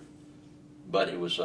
Because you were also renting, if I understand correctly, wasn't the Bird on the second floor, and on the first floor, wasn't the Socialist Workers Party maybe, or? I don't know. You know, the things changed. There was at first it was just the Bird and I don't know. I really don't remember. I'll be honest with you. I think the best record would be at some point if everybody gets the FBI records, they will have it all down. Who did what when? Just like in East Germany. But I don't know. But I think, you know, but also one other theme I think should be, you know, we came out of the really good book that I meant to bring, and I'll at least mention it, is Ransby's book about, oh man, I can't bless black stuff. Barbara Ransby? Yeah. I've Got the Light of Freedom, or? No, it's the one about Ella Baker. Ella Baker and the Freedom Movement. It's got Black Freedom Movement and Ella Baker. But Ella Baker was a symbol of what you want to do is get people empowered to do stuff. You know, to you don't want to just tell them what to do, but what really creates a long-term movement is people taking the hold of something and doing it themselves. And that was our model. You know, that even though I was furnishing a lot, I knew I was furnishing a lot of the money, and I knew I had the idea about how to do it because I'd done it already in a smaller venue. but still I knew that if people would raise the money for the issue, that they would be into it. They would be bound in, and they would think, this is my thing, this is our thing. Now, and it happened. I mean, I think most people think that all the money from the bird was self-propelling from the start. But, you know, as I said in the meeting yesterday or whenever it was, I was kind of a venture capitalist behind the scenes in a way. And I knew the money. There was also the final year of the grant. They weren't going to renew the grant, so I knew the grant was gone. You know, after a couple of years, it would be gone. So the whole point was, can we get a paper going, a business that has a business base in the music business and the local business that can carry us on and we can survive at this and do this and continue to enlighten people. And it was pretty successful. I mean, well, in my own view, and this was, I think, part of the unique role of Atlanta and the unique role of the President's of the Student Nonviolent Coordinating Committee and Julian Bond and of SCLC. I think it was, but if I say it's the most important underground paper in the country, it would be exaggerating. But I feel that. But, you know, the Berkeley Bar was important because it was Berkeley. With the LA Free Press is important because it's a big, and of course the Village Voice goes back to the 50s. But as Tom said, we were influenced by people who were writing from existential journalism, you want to call it that, or participatory journalism. And Tom mentioned in his talk, Tom Thompson, but I think Norman Mailer, you know, he won a Pulitzer Prize for his coverage of and there was a whole flock of those writers writing for Harper's at that time. Willie Morris was the editor of it, and was very conscious of civil rights stuff. So I mean, they were, so I don't know. I'm jumping around here, but that was maybe, you know, we had people who had been trained as writers in graduate school. Brodak, and a lot of people who were. And Tom, you know, Tom says he was only a copy editor, but he was much more than that. He was, you know, people would come in with poems and things, and it was a participatory medium, you know, and it's what WRG still tries to be, I think, and so it's but I did want to. There were some things because of Ann's work with FDP that I was up on, and I did, as Tom pointed out in his thing, I did cover the challenge. In '68, Lester Maddox was governor, and Julian Bond had been, I don't know, he had been to the Supreme Court twice and had been, but anyway, he was a symbol. Julian Bond was a symbol of pro-civil rights, anti-Vietnam War. And there was a big movement in the state, progressive Democrats, McCarthy Democrats. Some McCarthy people came to town, and that was 68, yeah. And so there was a challenge that developed based on the strategy of the Mississippi Freedom Democratic Party challenge to challenge the delegation, the white, all-white handbook delegation to my Maddox. And there was a convention in Macon, which I covered, and Julian was elected chair, and the labor people walked out because they were for Humphrey. But anyway, it went all the way to Chicago, and basically the Georgia Challenge delegation headed by Julian Bond was seated, and they had a minister as vice chairman. They had the broad section, broad representation. They had veterans. They had, you know, broad representation of people, women, so forth. And it was in the Democratic Party as it was evolving, which had been evolved 4 more years later, for the better or worse, in the McGovern campaign. But anyway, we covered that. I covered that. And another thing that I covered was, you know, the My Lai massacre issue was a big issue here. Charles Morgan was handling that, and a guy named Reaver Bolt was working with him, and who also worked for the help to keep us, as Gene and other people point out, you know, we were being arrested and stuff, but the sellers were being arrested. But man named Lieutenant Colonel Anthony Herbert was the most decorated veteran of the Korean War. And he accused his superiors of war crimes. He was based here in Atlanta.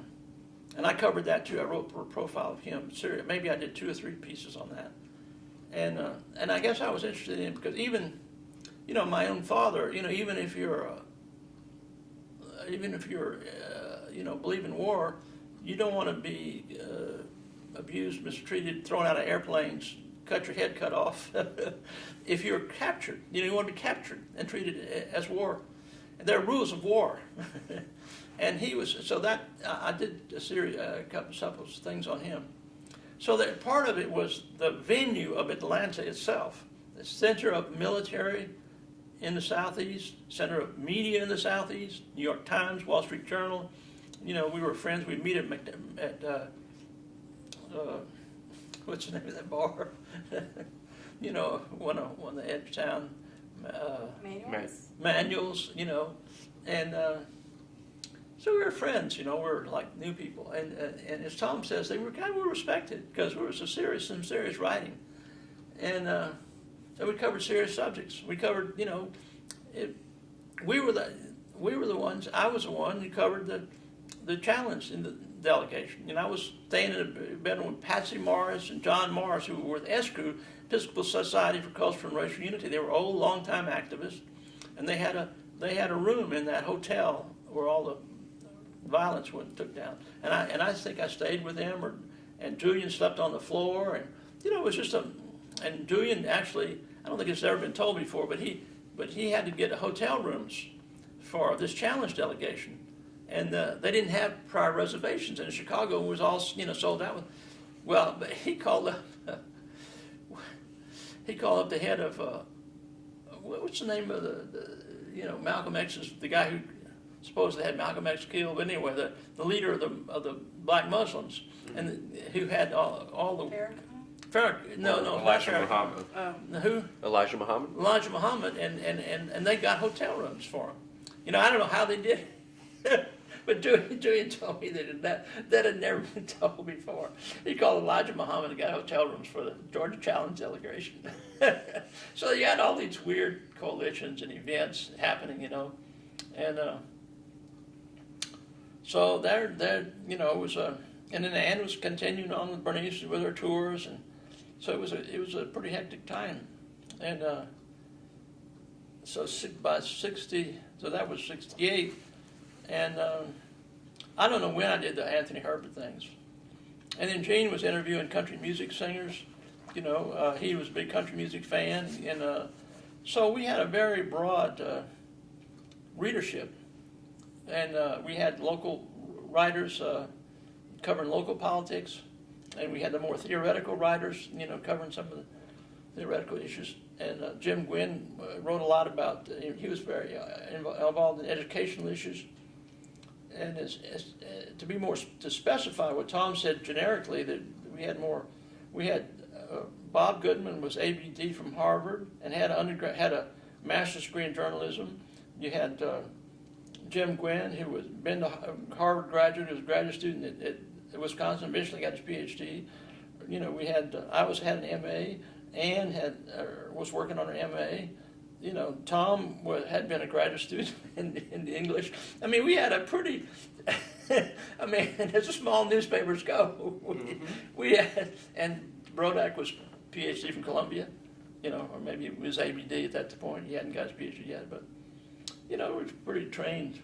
But it was, Barbara was, I don't know where Barbara's PhD is from originally, but Barbara Joy. And then Julian, I think, sometime wrote, she was very supportive. And I got to know Julian during that period, covering him, going over to his house, and I think this is all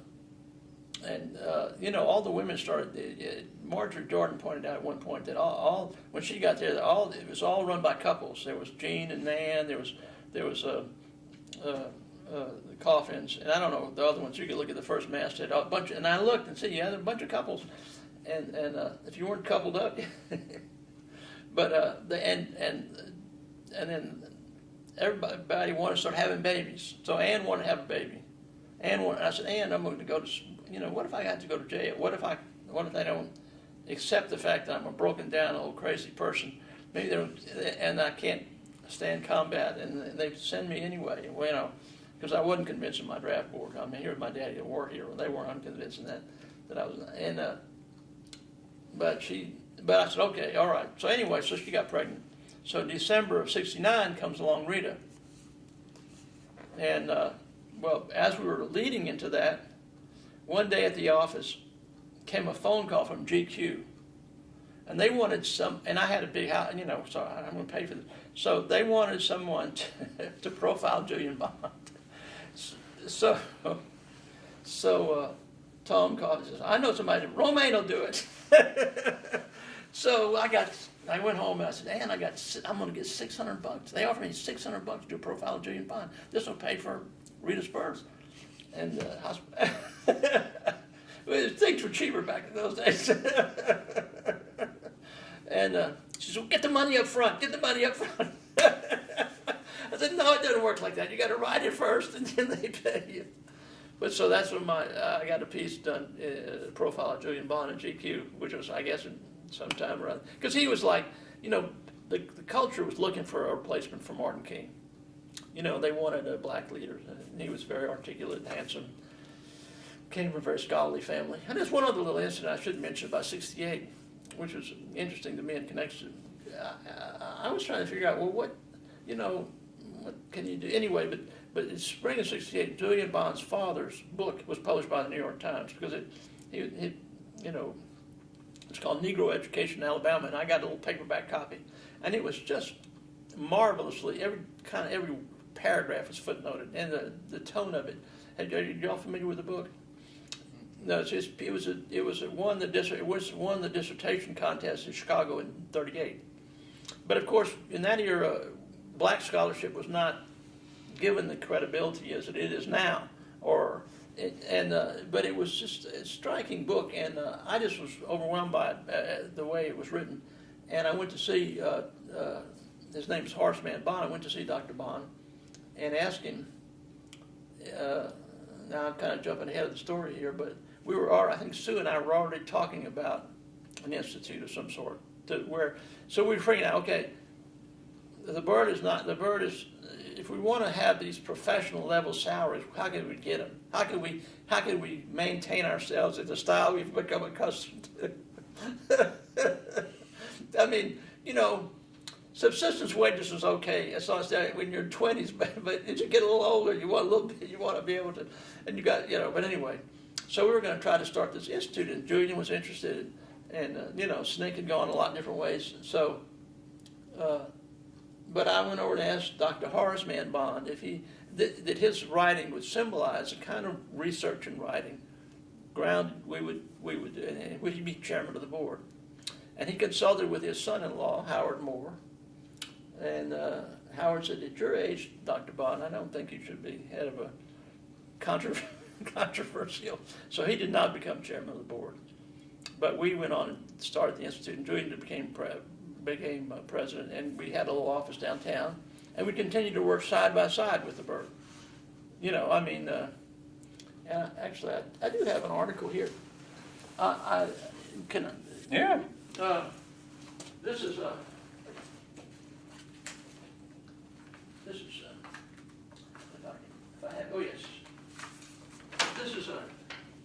This is my choice for the most influential article I ever wrote in my whole life. See, it was a lead article at The Nation, the presidency, why a black man should run. That was in 1971. So, and the inside it says that I was one of the founders of Great Specklebirds, at present a research associate at the Institute for Southern Studies. But we also, so it was a grand old time. Good time was had by all, or whatever. Or we kept innovating. You kept innovating, whatever and that's. And then at some point, maybe you ran out of innovation, but maybe that's another chapter. I don't know. But that was my and Tom talked about it a little bit. I didn't realize when I watched this interview when we lost our printer, or none of the printers in the metropolitan area would print us. We contacted, and I don't know how we contacted them, but there was a printer who had retired, who had been active in the 30s with a farm in Montgomery, Alabama, and I don't remember, they may have been Farmer, I'm not sure, but also retired there were a couple, who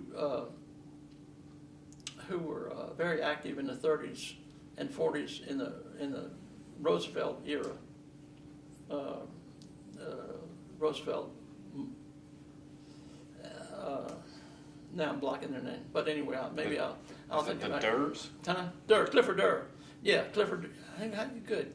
Clifford Durr, Clifford and Mrs. Durr lived in Wetumpka, Alabama, and I remember Ann and I went down. We would, I don't know. Tom described taking a truck down and buying a truck, but I thought we were one of the first ones. I didn't realize that it continued that long, because I guess I got involved with the Institute and stuff. But I remember we went down there and we would visit with the Durrs, and that's when I got to know Clifford and Virginia Durr. And he had done a lot of, he'd been a serious New Dealer and had been on the Reconstruction Finance Corporation, and was a Oxford Rhodes Scholar and a liberal and he had I think his family had a pharmaceutical company, but they had enough money to live on in a nice little retirement home, and we would visit them, and I would visit them when we got down there to get the papers printed and bring it back. And the FBI, we got a lot of the FBI records after Watergate, and they thought we were getting printed in New Orleans or someplace, and we may have at some point, I don't know, but most of the time it was down there in Alabama. And apparently, from Tom's interview, that's what but again, that'll all be in the FBI files, so FBI have all that stuff. So that was more or less my time with the Bird. And Ann did some things. She did some writing. She reviewed some of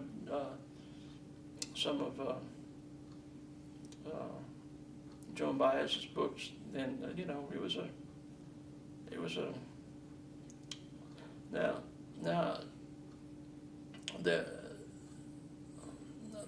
I don't know what else to say except it was a very busy time. We all had small children, and we were trying to figure out a way to survive. And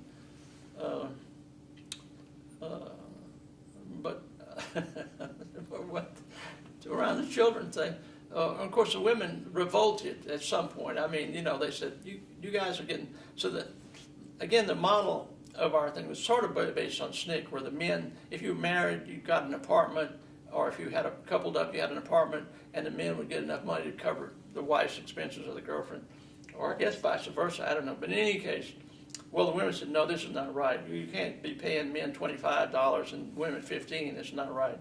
So, and we got to get more, and so, and guys got to do more stuff. You got to do more, whatever, and so at with all these babies, there was a child care co-op by this fellow who also ran the was an advisor. He was a I can't remember his name. Stephanie's better on names than I am, but he also ran advised the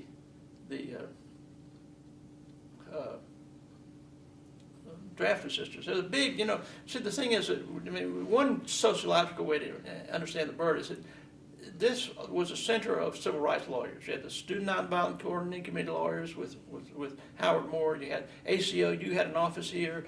The Lawyers Constitution Convention Committee had a lot, because they were like probably 10, 20 civil rights lawyers in town. So if you were resisting the draft, didn't want to go to jail, didn't want to go to Canada, where did you go? You go to Atlanta. And they also did double over and represented us, and when our sellers were arrested. So it was quite of a. In fact, what's his name? Who was Clinton's lawyer? tall black man. Was always riding in the golf court. Benny, he was here for a while. He ran the VEP at that time, Voter Education Project. So all of these progressive organizations were kind of headquartered here, and people would work here, work there, and I don't know. I had resolved to try to be more clear on this stuff and have it organized, but I'm bouncing all over the place.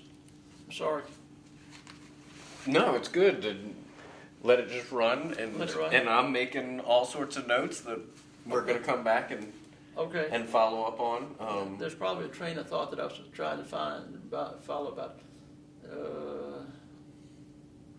The child care co-op. That's what Yeah. it was.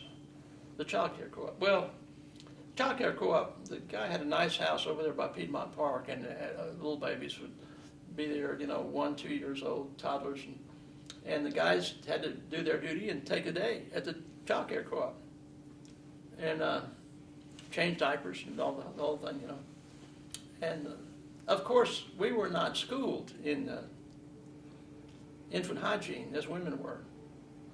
So consequently, I don't know what the disorder was, but from not adequately cleaning the poop or whatever we did wrong, they all got this little disease, this little.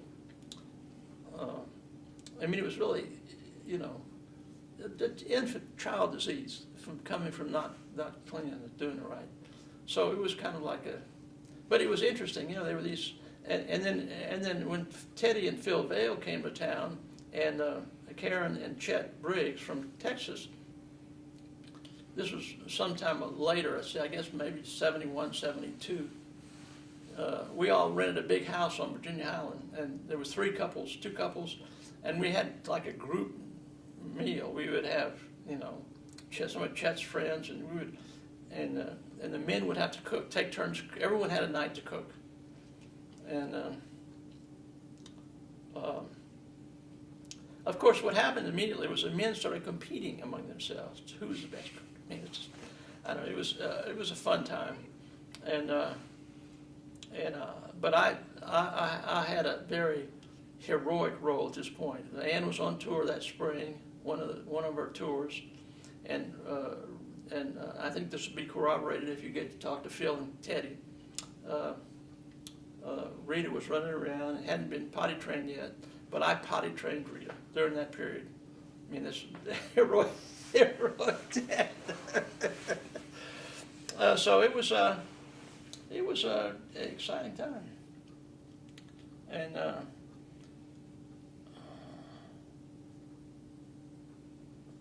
don't know what else to say about it, except it was 72. We did control the. I was kind of more. I was at the Institute, and then.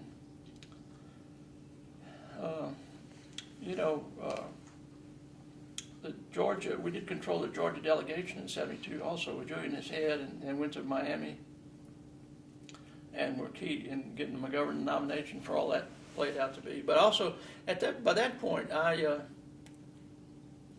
was mainstream. The left, the progressive force, the anti-war employee, they captured the nomination for the presidency with McGovern.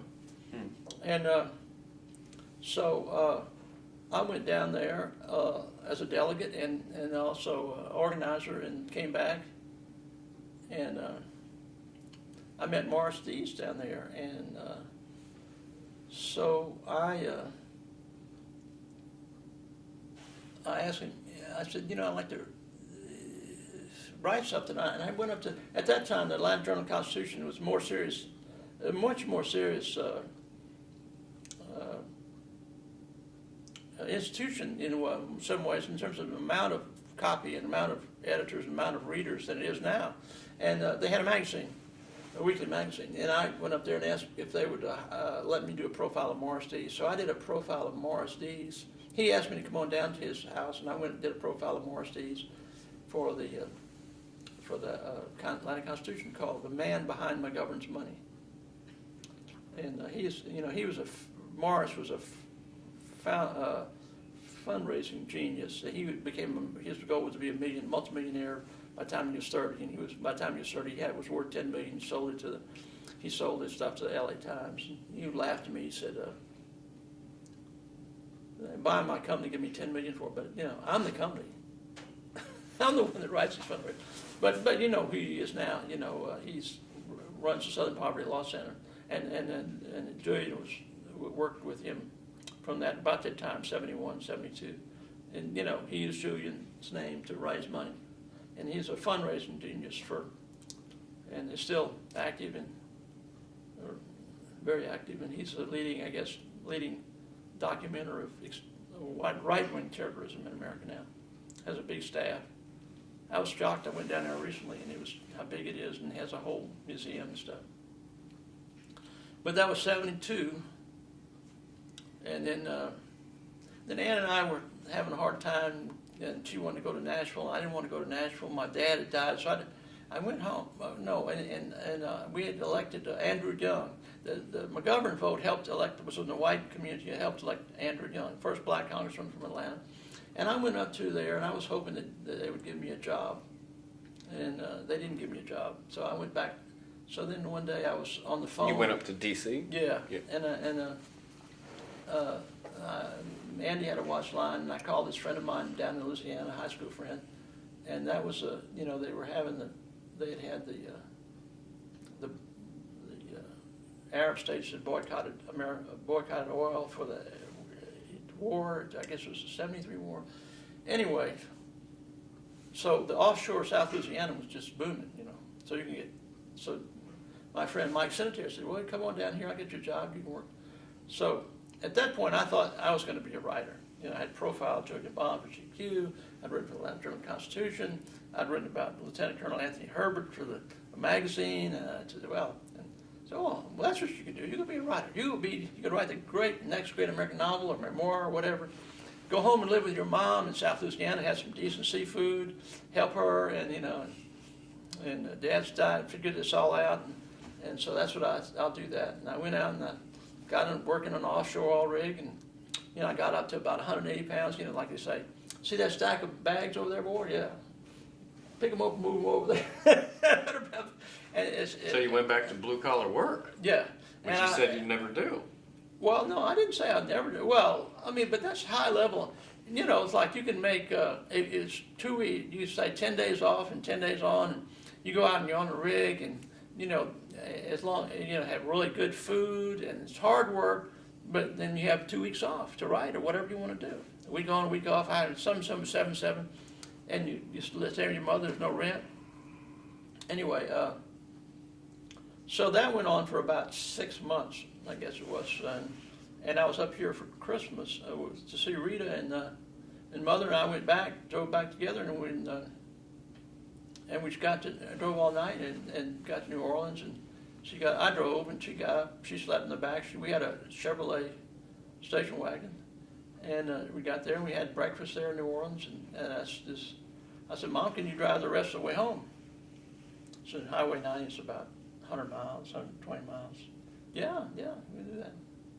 Anyway, the next thing, so I got in the back and went to sleep. And next thing I know, it was black. And I said, Mom.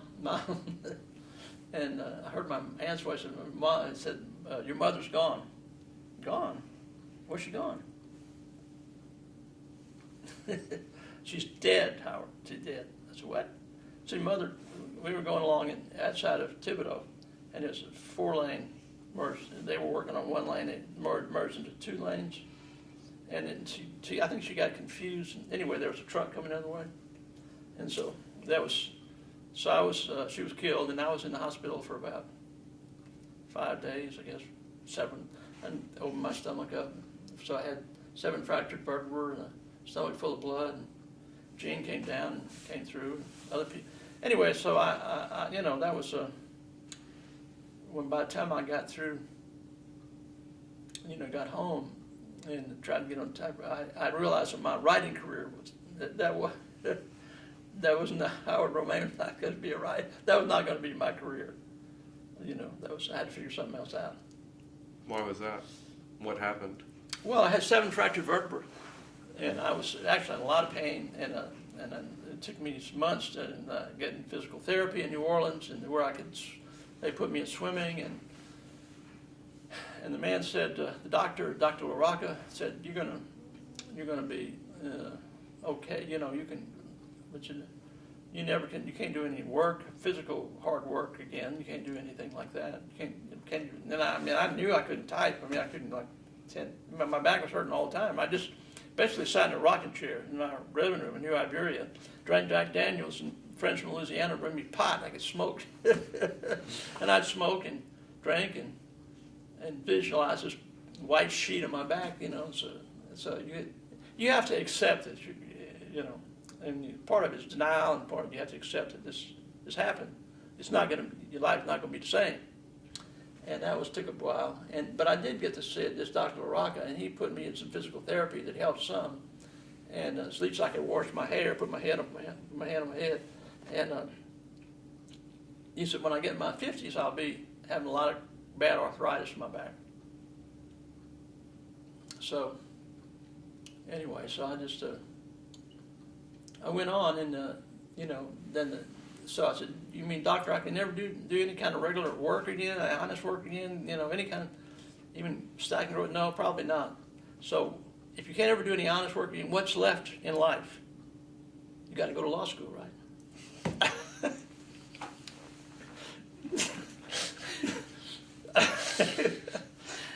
Make a note of it. Yeah, that's. Make a note. If you can't do any honest work, what else can you make a living at? Would not, you know. Even Trump would like that, right? He doesn't even like the Attorney General. He's God. This is the most corrupt guy in the world. Anyway, it's just amazing. But anyway, that's what I did. And actually, Ann didn't want to take care of me, so she brought this couple of nurses through, and I hit on one, and she stayed with me. And we got married and went through law school, etc. So you and Ann had divorced around this? Yeah, we had divorced or separated, and I don't know when, you know, yeah. But she came through and, you know, helped me a little bit, and helped my sister who had to deal with all the stuff. And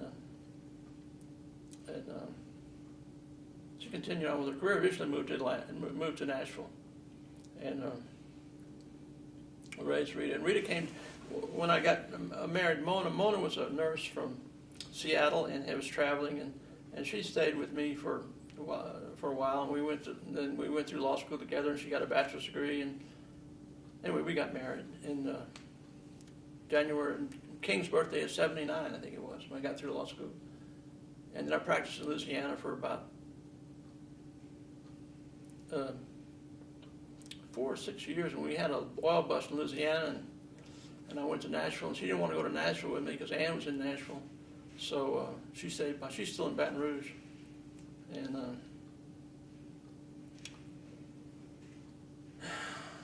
so I practiced in Tennessee from 88 to 95. Came here for a while, was here from 95 to 2004 or 5. And I went back to Tennessee, practiced there. And that's when this book came out, I think 2012. And Vanderbilt brought Jim Lawson back, and they hired a lot of black faculty, including Hortense Spillers. And I had an apartment here and was going back and forth to Tennessee, trying to decide if I'd move back to Tennessee. And so we got together and started hanging out, and they offered her a job that she was at Cornell then.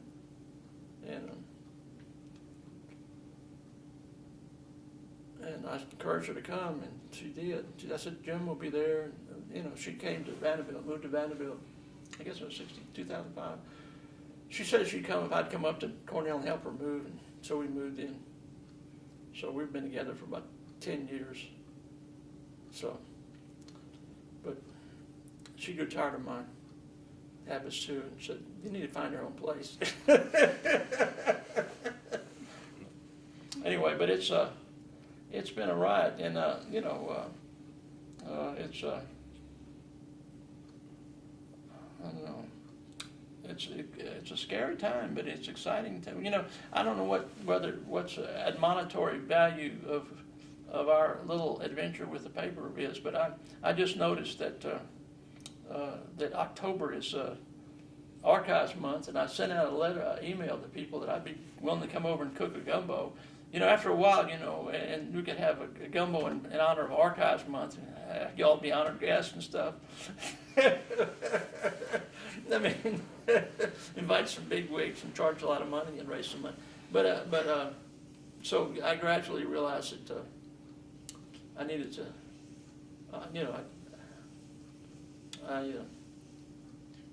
don't know, well, I guess to bring it to the concluding chapter, when I moved to Nashville, back with Hortense, I had been writing for the Tennessee Tribune, it's a weekly paper like the Atlanta Voice, and it was very small. I had one person on staff, but now in the 10 years, I had a law office there. I practiced law out of there on Jefferson Street, right down from Fisk and Meharry, and I did writing. I wanted to. Well, the story is that by '95, when I was working at night at Kinko's, because I kept losing jobs and I was working at night, I learned that I could type again, started typing again. So I started writing again. And so I wanted to get in a place where I'd have to write every week. But from 70, when was your accident? 73 to 95, I couldn't do anything. Couldn't write, didn't type. You couldn't type at all? Well, I don't know, I could, but I mean, not any sustained time. Yeah. Certainly couldn't do it for a living. It might be.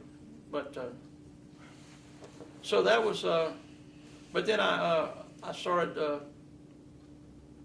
writing again, and but I wrote a lot of poetry, and now people are encouraging me to write a memoir. That's what kind of some of my friends like Gene, you don't need to write a memoir.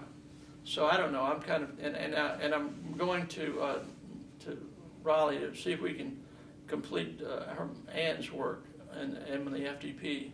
But I'll be around. The University of North Carolina has her collection. She had an enormous collection of stuff, and there are other books, and Duke, and there's a lot of interest up there. I got a lot.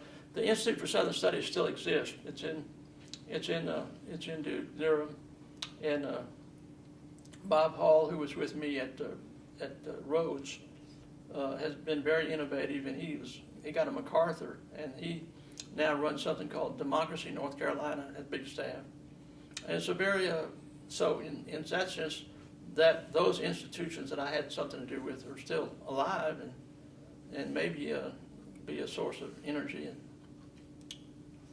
taking the next step. So, but the Tennessee Tribune, which is where I've been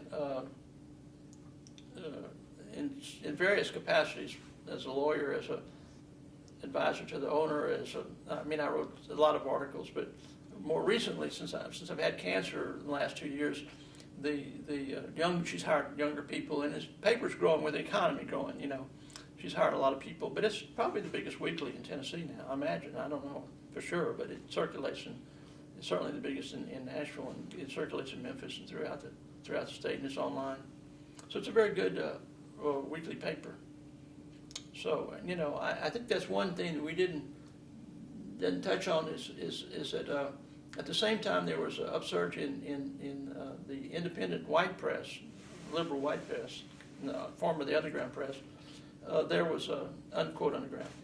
There was an upsurge in the black press. You had the Atlanta Voice was invented at that time, and before that the Inquirer, of which Julian Bond was the managing editor, because the old Atlanta, what was it called, Atlanta Daily World? Daily World wouldn't, because they were heavily invested with, their advertising base was not going to support sit-ins and stuff.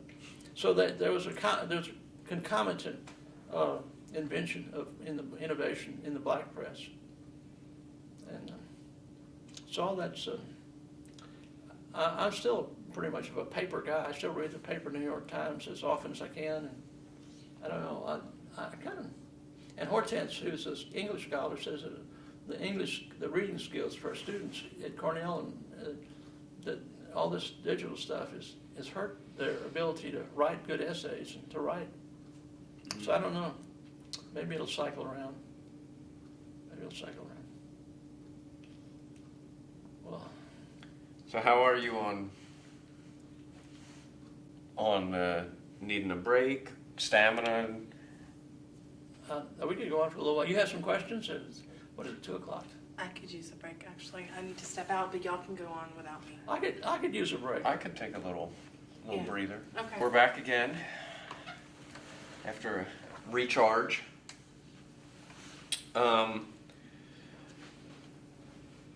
So I wanted to go back and hit several points that you had mentioned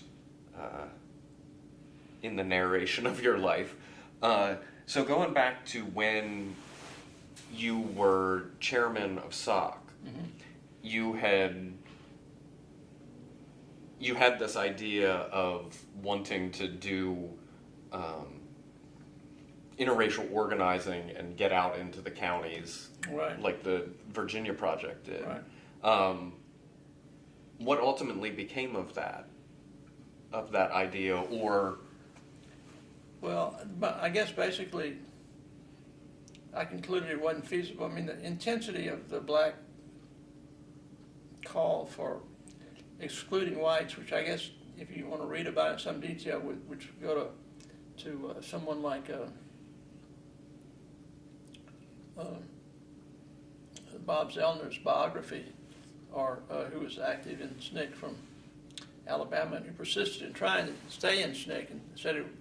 And of course, Ms. Hamer didn't like the idea of racially focused organizing. But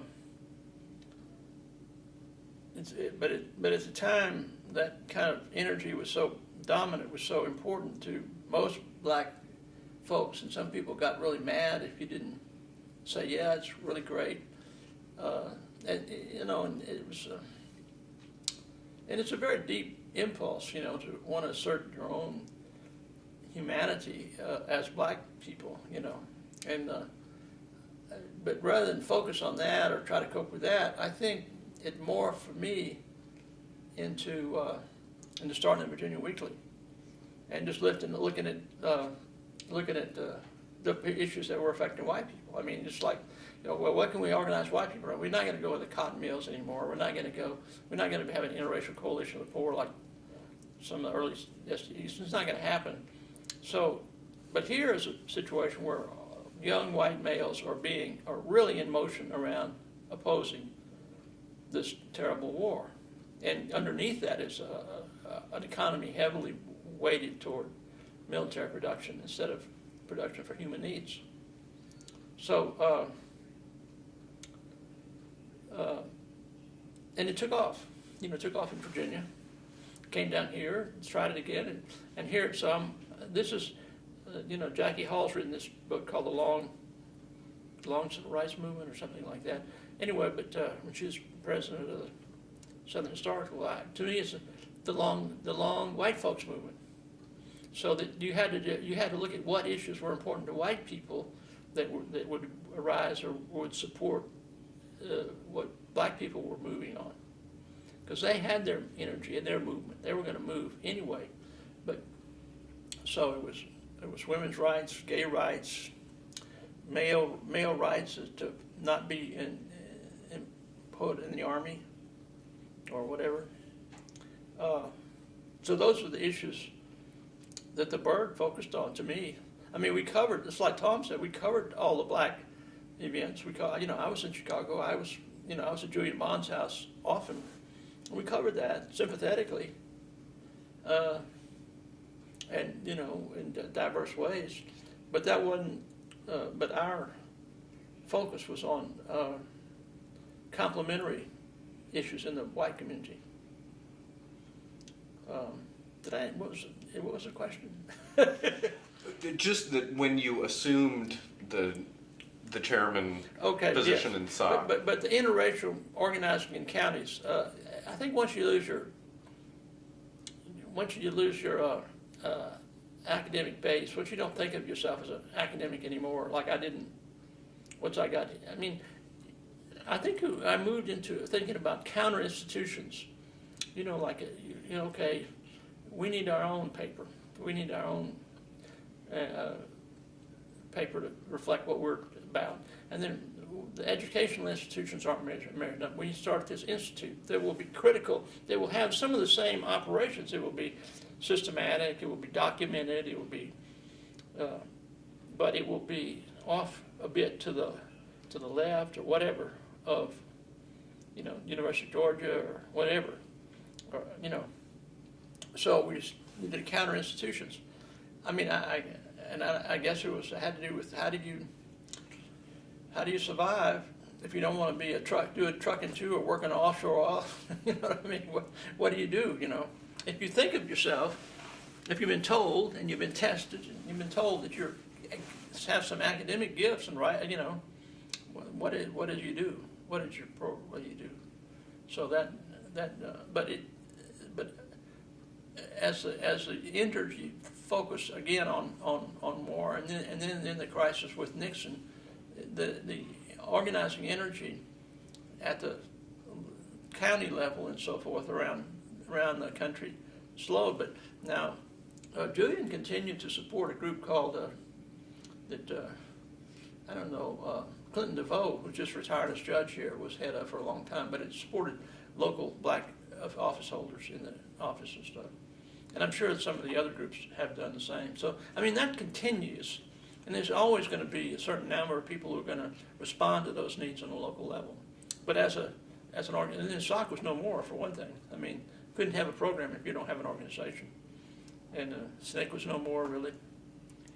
And was your chairman position for 1 year? 1 year, yes, it was always 1 year. So it was Gene and me, and I don't know who was after. Was it Tom Gardner? And Steve Wise. I think there was only 4. And of course, it was all male, so 4 women were considered or something. And so during your year as the chair, the energy was focused on the Weekly Virginian. Well, during my year as chair, was focused first on starting the folk tour. That was what Ann did, and I supported that. And then we looked at having a camp and retreats up in North Carolina, and Ann and I did that in the summertime. And then I went back to Virginia. No, it was the spring. It was the following spring that I did the Virginia Weekly, if that's what you're saying. Yeah, okay. Yeah, no, that was the following spring of '67. But yeah, my time really ended when I went back to. I guess when I went back, at some point went back to Virginia, and I'm not sure when it was. Maybe it was the spring term of '67. I don't know. I just was out for a year in Nashville for a year, but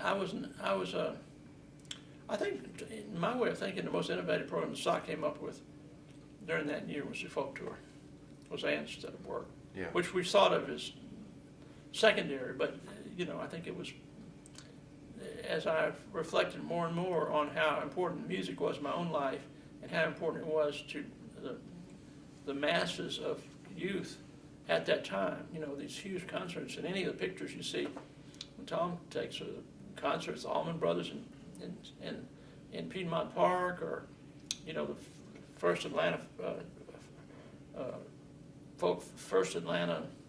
Rock Festival, and just the enormous. In my own feeling, and Miller Francis was writing, it really was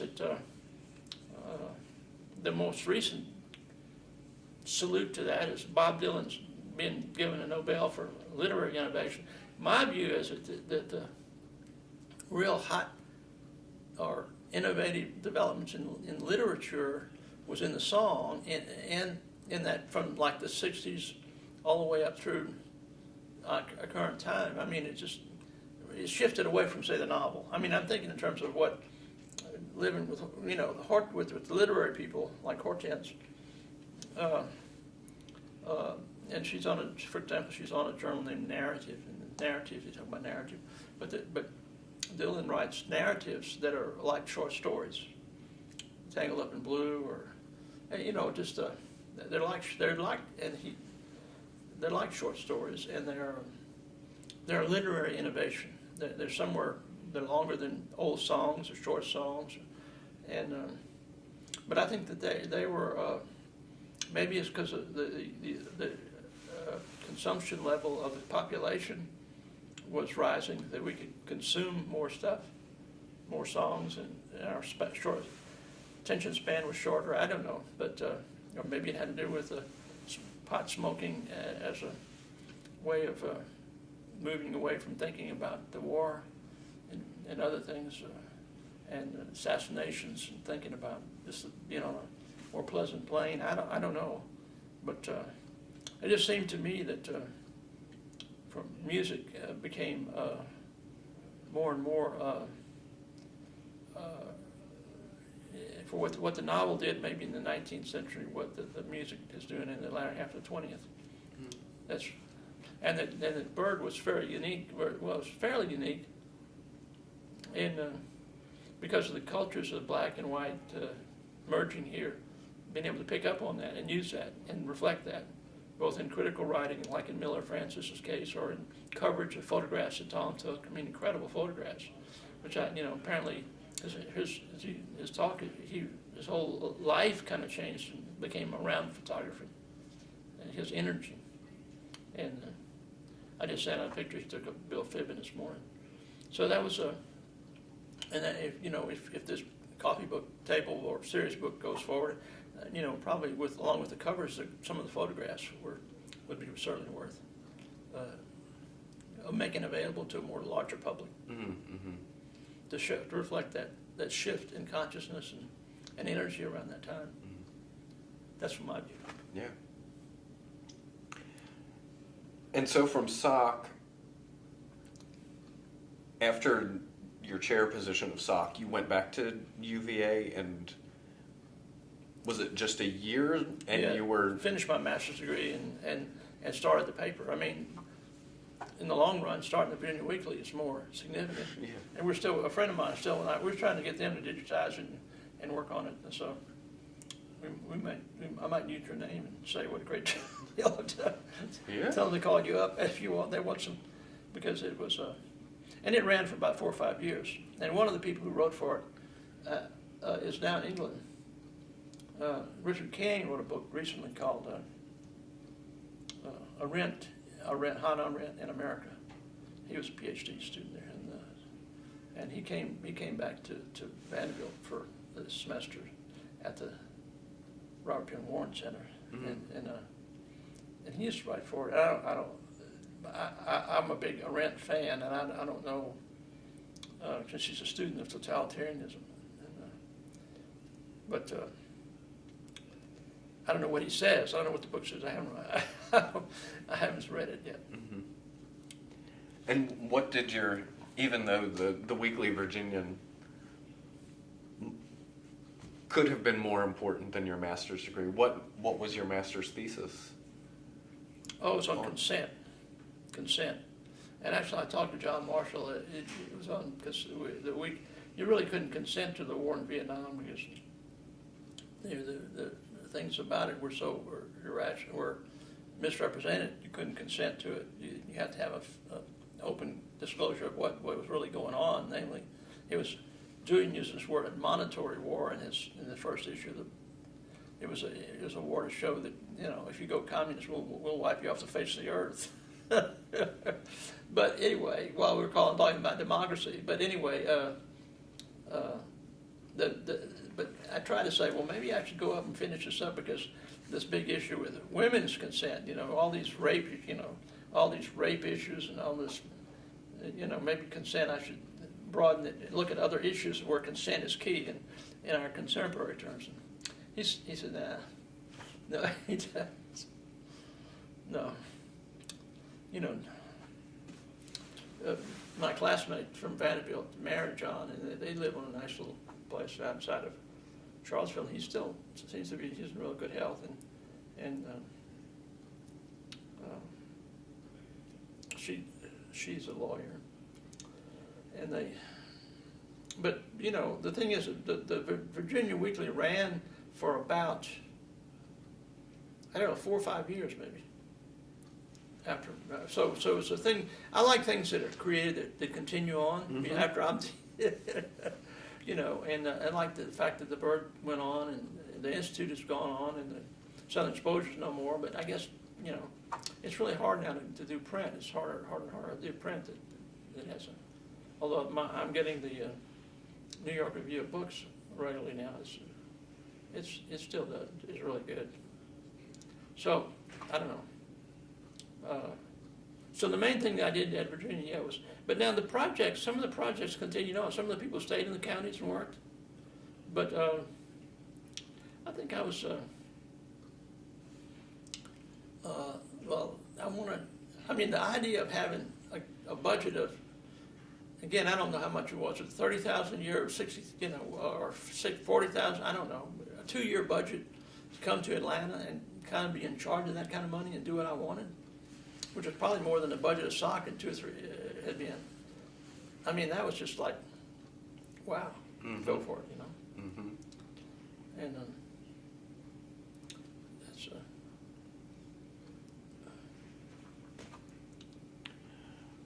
On the subject of consent and the war in Vietnam,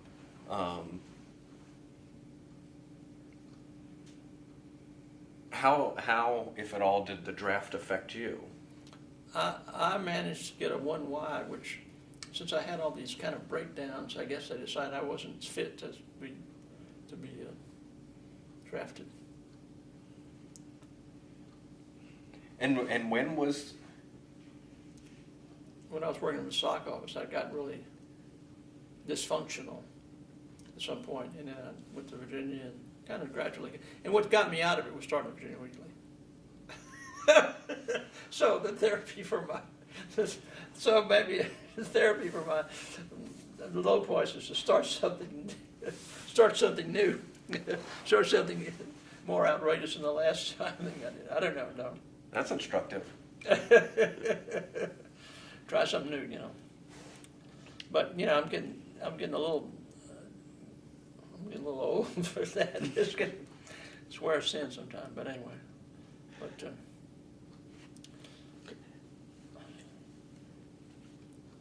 And so was it 67 to 68, or the year of 67? when I came here 67, yeah. I think. Okay, so the Weekly Virginian was more 66. But it continued on after I left. And, other people took it over. And, Yeah. Because Frank Delano, who's very kind, actually, he's up in Virginia, and he had a little more money than I did. And he became a professional journalist. He went to Ghana as a Peace Corps, but he and I spent some time up there at the Special Collections of Virginia, and we looked through all the issues that we edited, and we looked at the future, and we've been in touch with them, encouraging them to do something with it. But it's not like a group of people, just me and Frank. They haven't stayed at Charlottesville; they've gone other places. Frank happened to stay and be from Virginia, so and he has. But just like here, we had all these people that stayed in Atlanta. I mean, people like the Coffins that came from the West stayed here, and Barbara came from New York, stayed here, and I don't know, Goodman is from where? Is he from Kansas or Missouri or where? I don't know. But I think Missouri. He stayed here, and became home, for them. Mm-hmm. And where Charlottesville was just a way station, no one had stayed at Charlottesville very much. Even John Marshall's son is in Chicago. He married a woman, and he was active in SOC. So, these trends kind of move on, And so before you moved to Atlanta in 67, you got the seed money to do that from NSA, yes? Mm-hmm. And yeah. And were you? But then there's also this piece of the Institute for Southern Studies. That came later. Oh, that came later. Oh, yeah. Okay. We did the bird for 2 years, and then Sue came down from the Institute in D.C., and there were a lot of people in and out of the Institute. I had been there. Well, actually, when I first went to, when I first went to when I first went to the Institute was right after I got back from Mississippi. They had a little meeting of people who had been in the Mississippi Summer Project. And that's where I saw Arthur Waskow had a 50-page paper on the Mississippi MFDP. And I said, wow, here's a Wisconsin trained historian, an aide to a congressman. He thinks it's that important. I said, and maybe that's what you should write about. We could contact people who do that. So we had connections to the Institute for Policy Studies, and people saw, basically, I think people saw people who were doing movement work with professional degrees and getting professional salaries or close to it, and support staff and stuff, instead of being, in storefronts and eating, at McDonald's or whatever, or they weren't in McDonald's, but eating, government cheese. So it was a kind of like, where did you go after you work at this stuff for a few years? But the Institute was kind of that kind of model. And, so Sue came down, and they got a little grant from money from the Institute, I think, to start. Mm-hmm. And then, but the energy was already around the bird. For example, Bob Hall and Jackie came down. Bob Hall was my class, and he's the one that continued the Institute when I left. And, well, I shouldn't say it like that, but he was the main person. But Jackie they were here for a couple of years, and he worked on the bird and did stuff on the bird, and then moved over to the Institute staff. Or maybe he was on Institute staff in the bird. And then, the whole point of the Institute was like, you do a little bit more research which would be published in the bird.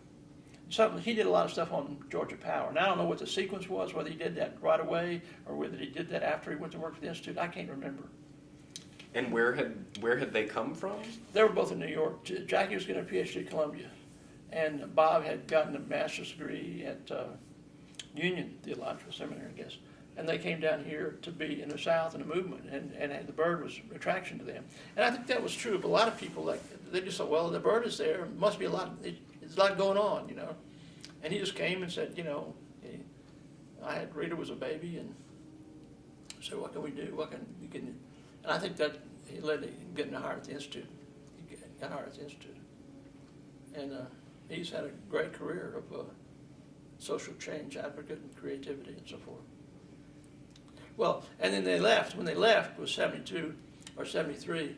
When I left, Jackie this is how ignorant I was. I didn't know anything. Jackie got an offer as a tenure track. I remember Bob saying, Jackie's got an offer a tenure track job at UNC, which was a plum job in the history field. I didn't know what a tenure track job was. I showed you how ignorant. My ignorance is just unsurpassed.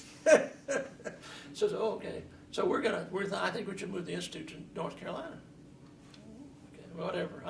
I'm out of here. I'm burned out. I'm going back to Louisiana. I've done my best. And so that's what happened.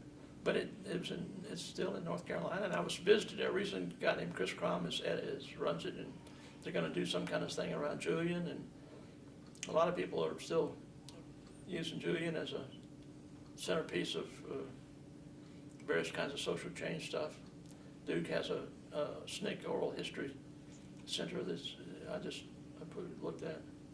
So it's a center of how do activists work in the long run. How do you do intellectual work and feed it into the movement? How does that work? How does it work? Because it was Sue and you and Julian that launched. Well, yeah, and Stanley gave us some money too, Stanley Wise. And Leah Wise, and I guess part of the deal was to get Leah came along to kind of be Julian's assistant. I better be careful here. But, she was a skilled archivist at Wisconsin and writer, and so she was on the staff. So I think it was Leah and Sue and me and Julian. But Julian, was speaking all over the country. But he would come, whatever, once a month or something. We had a little office on oh gosh, I just saw the street the other day, but it's downtown Atlanta. And he had like a series. He had the Institute of Southern Studies, and he had Southern Elections Fund, which Clint DeVoe he was going to school at Emory, and running the Southern Elections Fund, which was fun. So, Julian had developed through all this speaking around his wrongful exclusion from the legislature, he developed quite a public of support and he couldn't get anything done in the legislature because they were so mad at him for whatever, just sort of like Obama, he was this nice looking guy and did stuff and got money and everybody wanted him around. All the women thought he was cute and, isn't that enough for any white guy to hate?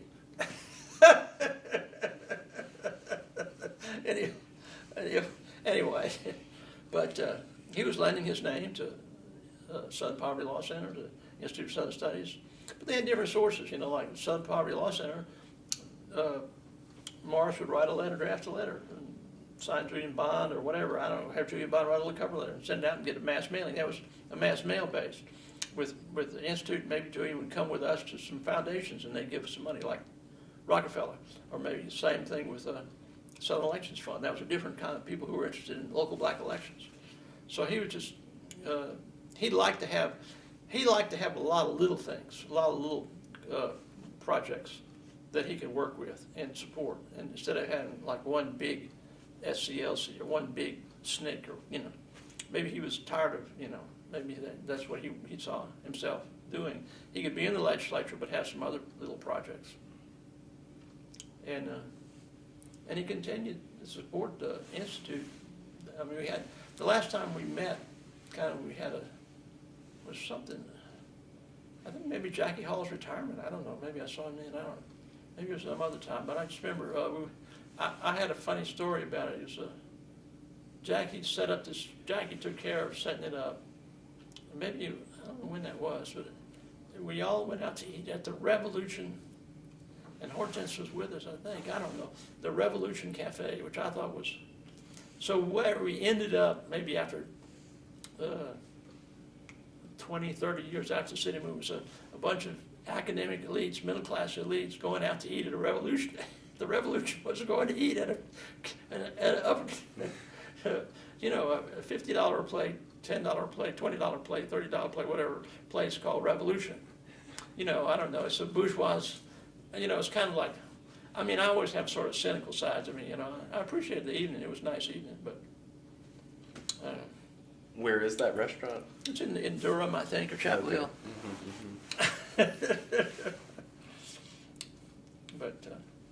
But I, have, there's all this foodie thing now, especially among high-level academics, so they can afford to eat out. But anyway.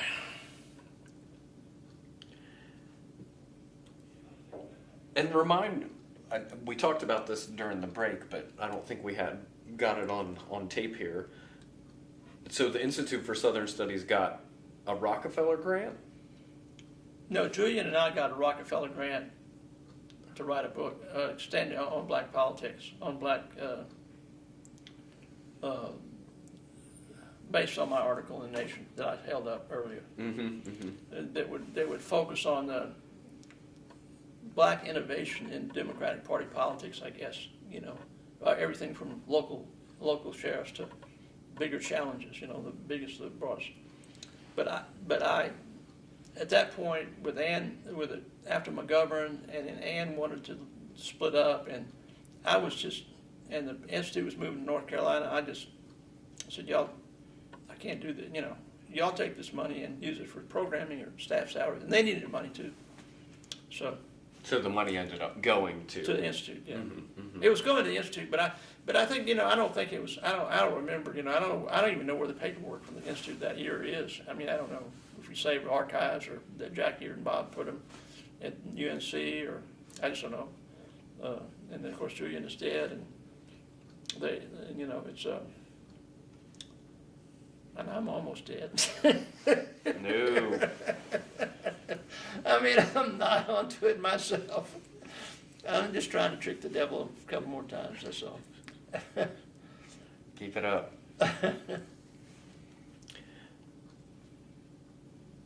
And so when you came to Atlanta in '67, you had accepted this position with NSA.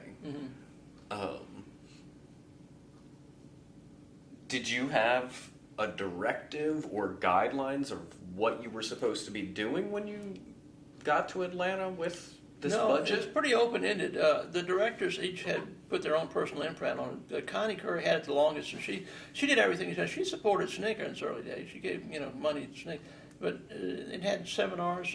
It was kind of, but and then I don't know what Hayes Mizell did. I don't know what the preceding people did, but it was more or less trying to get.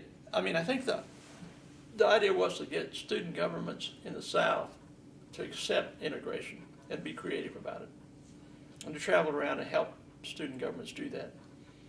But since a lot of the student governments have pulled out of NSA, Southern Student, because of its support of the sit-in movement, and didn't cover all the South. I mean, another thing that they did, they had these seminars that went on for the summer, and one of them I got to, the man who started the Civil Rights Museum in Memphis was part of one of the earliest seminars, and of course, and Will Campbell worked with Connie a lot on those, and but the short answer to your question is I had the national, when I went up to sit in the National Student Association, it was easy to drive from Charlottesville. I went up there 2 or 3 times, I think. And those people were such in crisis mode. They were like, who is a CIA agent? What's going on? And that whole organization was being pulled apart. What are we going to do now? We had a $250,000 budget, of which whatever it was, $500,000 budget, of which 80% was secretly being funded by the CIA, and they were controlling. What are we going to go give all that money up? Well, they were all going to give that money up, but some of the ones had gone. One of the first speakers we had at Virginia was a guy who blew the whistle on it. It was in Ramparts, it was in all the major media. It was in New York Times. It was a scandal that secretly. First place is the Constitution. I mean, the statutory basis of the CIA says you're not supposed to be a domestic organization, much less manipulating the major student organization of the United States. So they were all hysterical about it. But I had been in hysterical situations before. I had been in Mississippi in the summer. There's someone's going to kill me, blah blah blah. Nah, I don't think so. So I just, I was looking around. How can I score this money and do my own thing? I mean, it's just like, I'm not worried about it. This will go on. They'll reconstitute. I don't know. It's kind of hard. A promise. And there was going to be not much supervision. I mean, they would come down and visit, and they would say, "What are you doing?" And I had a list of things, and we did this concert, and we had a regional meeting maybe, and we started these. I hired a guy who worked in the Alabama Sun, Zellman, and I hired Gene, but I started doing these little workshops, but. I knew that I knew the money was going to be gone. I wasn't going to apply for another field grant. There wasn't going to be another Southern Project director after Howard Romaine. That was it. So what? But Howard Romaine needed a job. So why not start a newspaper in Atlanta? Why not start a newspaper? You've done it once. Why not start it? And people were there to do it. And it just blossomed. We were the biggest weekly, as Nan says, and people saying that within like 2 years we were out there doing it. Mm-hmm. We had an impact. We covered things that the Atlanta Constitution didn't cover, and we covered them well. And we covered arts in that. And we covered theater. Theater Atlanta was moving, and movies. And we covered. Of course, the big money for the paper was in the ads, full-page ads for the records, and they can't bust our music. That was a Columbia ad actually, but they could actually. Nixon put the clamps on them, and they quit at it. So, but that's why I said you got to have a local advertising base if that fades. So I always did a lot with advertising because everyone else thought it was a corporate whatever control or I mean, I don't know, they had some strange concept of capitalism or something. I don't know, capitalism. But anyway, I just said, look, we need to pay salaries, we need to pay printing. Let's get these ads. Kids love this music. Our constituency loves the music. They're willing to give us an ad. It's easy. You go. Marjorie Jordan flew to New York, and an ex-Florida go-go dancer, and they get rid. No, I'm just kidding. But anyway, they get. It's just just go get them. They would just buy the ads. They would send us ads in the mail. And send us a check for whatever, $500, $1,000, whatever it was, and we just developed that. And because we had the music coverage, because this was a major market for all that evolving music. Whether it be the Allman Brothers, which was the biggest act, I guess, coming out of Georgia, and then it segued. And in my own notion of what happened with the Byrd is that some of our key people, and some of our issues were taken over by Jimmy Carter, and it was read at the Capitol by Jimmy Carter's people. And Jimmy Carter was limited to one term, I think, 70 to 76. And Peter, what's Peter's name? One of our two physicians. Gosh, I can't believe I'm not thinking Peter. Anyway, he wrote, Peter, maybe it'll come to me, wrote a 40-page paper or 20-page paper telling about Carter that he should run for president. And he was one of our two physicians, wrote under cover name as physicians. There's Henry Kahn and Dan Blumenthal. Huh? Well, he was one. I don't know if you remember. Y'all weren't politically aware in the Carter. You're too young, probably. But he got in some problems with, I don't know, allegations of drugs for some of the staff members or something. Peter, oh God. Anyway, so what I'm saying is he wrote a memo as to how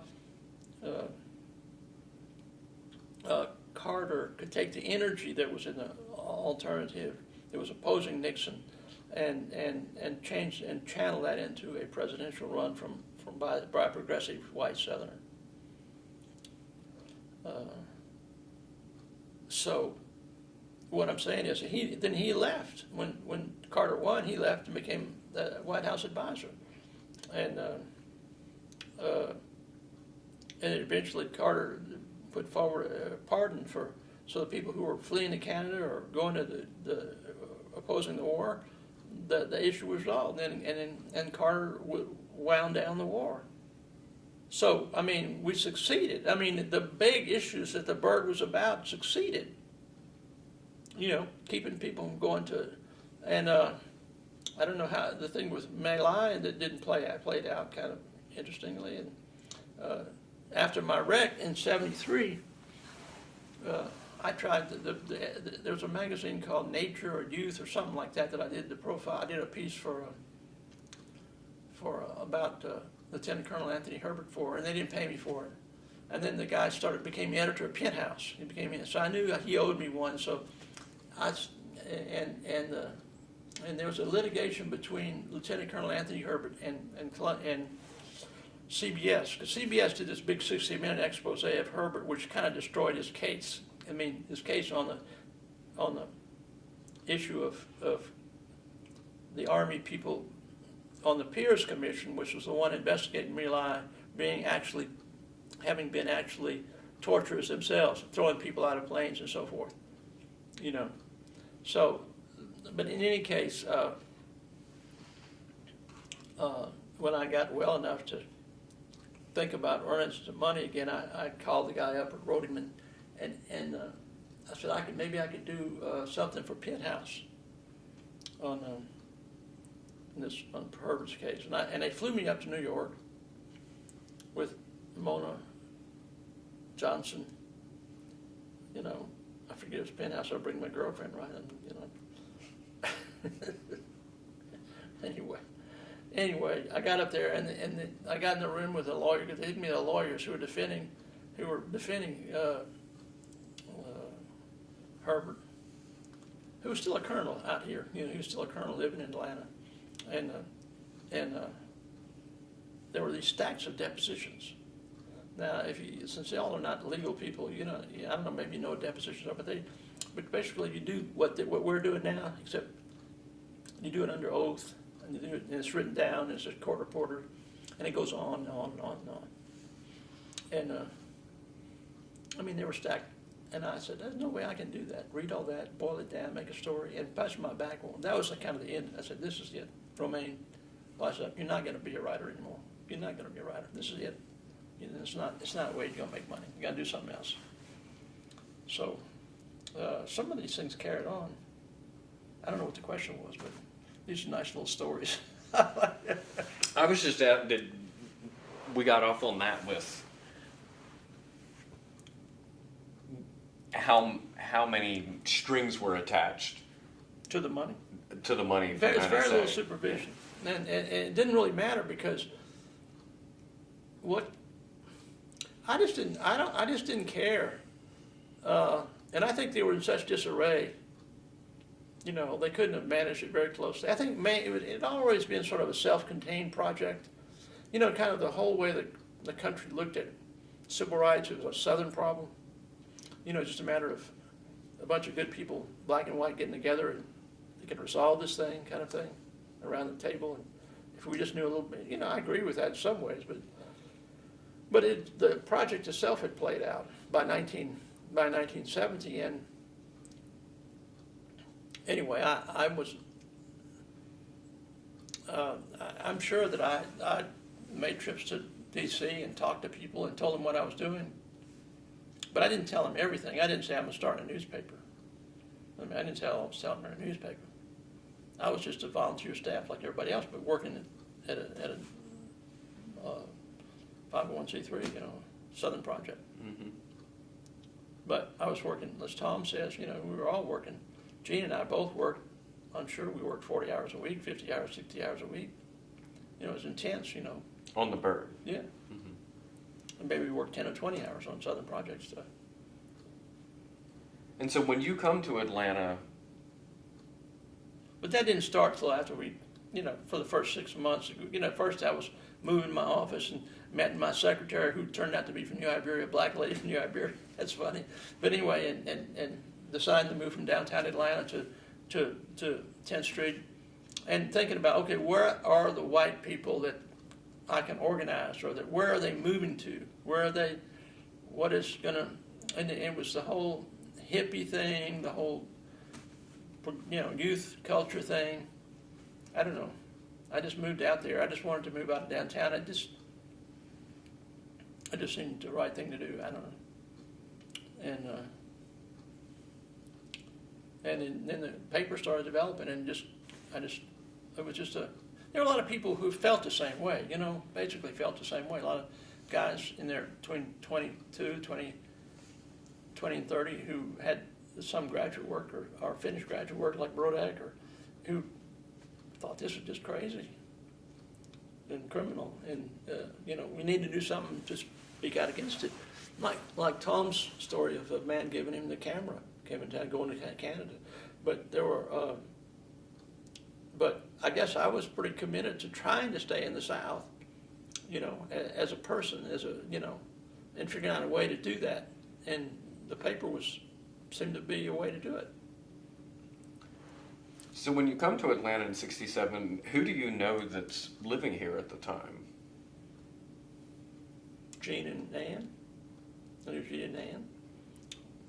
I didn't, I just met Tom. I saw he was putting out this little magazine out at New American Review at Emory. I didn't know anybody. I don't know how it started, but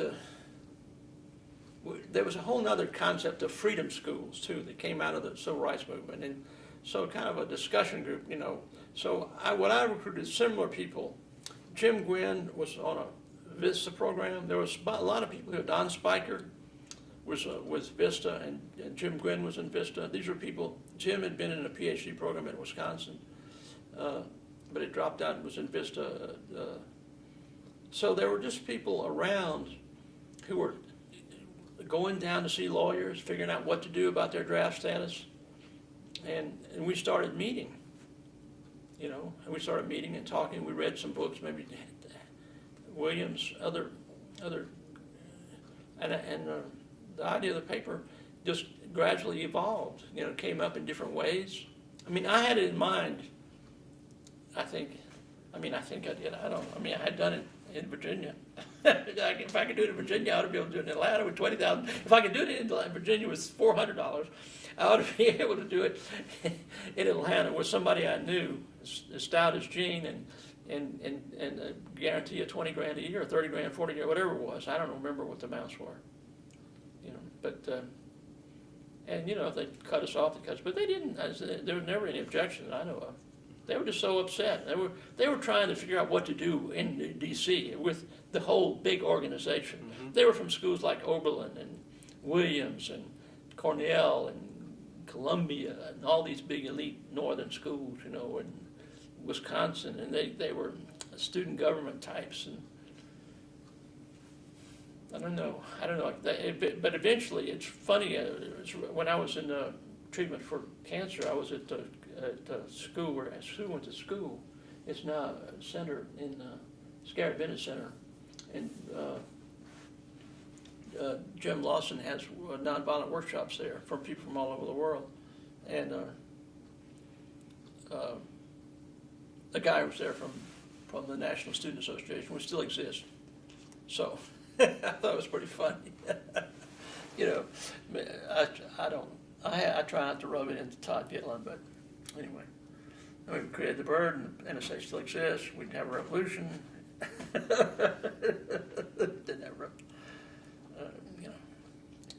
have one of the criticisms in that book of building the struggle for a better South is that we didn't have an ideology. We were not like SDS, didn't have an ideology. But we had an ideology, is to treat your neighbor as yourself, It was just more broad ideology, Sue came out of the Methodist tradition, Gene came out of Baptist, I had a mixed Baptist Catholic, and I had Presbyterian Catholic. Those were, they were all influenced by Martin Luther King's interpretation of those traditions. So, that was enough. Speaking of SOC, so you finished out your chair position and started getting involved in these other things. Did you sort of extricate yourself completely at that point, or did you keep your hand? No, but they wouldn't let me cover. When they moved to abolish, when SDS moved to abolish SOC, and they had a meeting in Mississippi, and they wouldn't let me go to cover it. And Goodman said I would be too biased. Of course, maybe they knew what was coming, but the SDS, particular faction of SDS, wanted to destroy SOC. That was going to. They were all big on destroying things. Anyway, but one of the guys. but I did get my strokes in. Did you go to the meeting? No, I didn't go to the meeting. No, yeah. But there's a guy, a crackpot Marxist. Excuse me. A crackpot Marxist who was running SDS at the time came to town, and I wrote a kind of cynical takedown article of him, which I don't know where it was published. I guess it was in the Bird. I got my strokes in. I don't know when it was, and I can't even remember his name. I think it starts with a K. But anyways, I thought these people were idiots. So, I thought they were not idiots, but they were just the normal progression of radical evolutionary movements that happened in the French Revolution, happened in, certain detritus rise to the top. I shouldn't say it like that. That sounds pejorative, but I just didn't think much of what they were saying. I thought there were some sensitivities that people from the South had about how to move things along, and even the name of the Great Speckled Bird. I think it raises your eye, it raises curiosity. There are culturally specific things and maybe those of us who are progressive in the South, we try to reach out and grab onto them. John,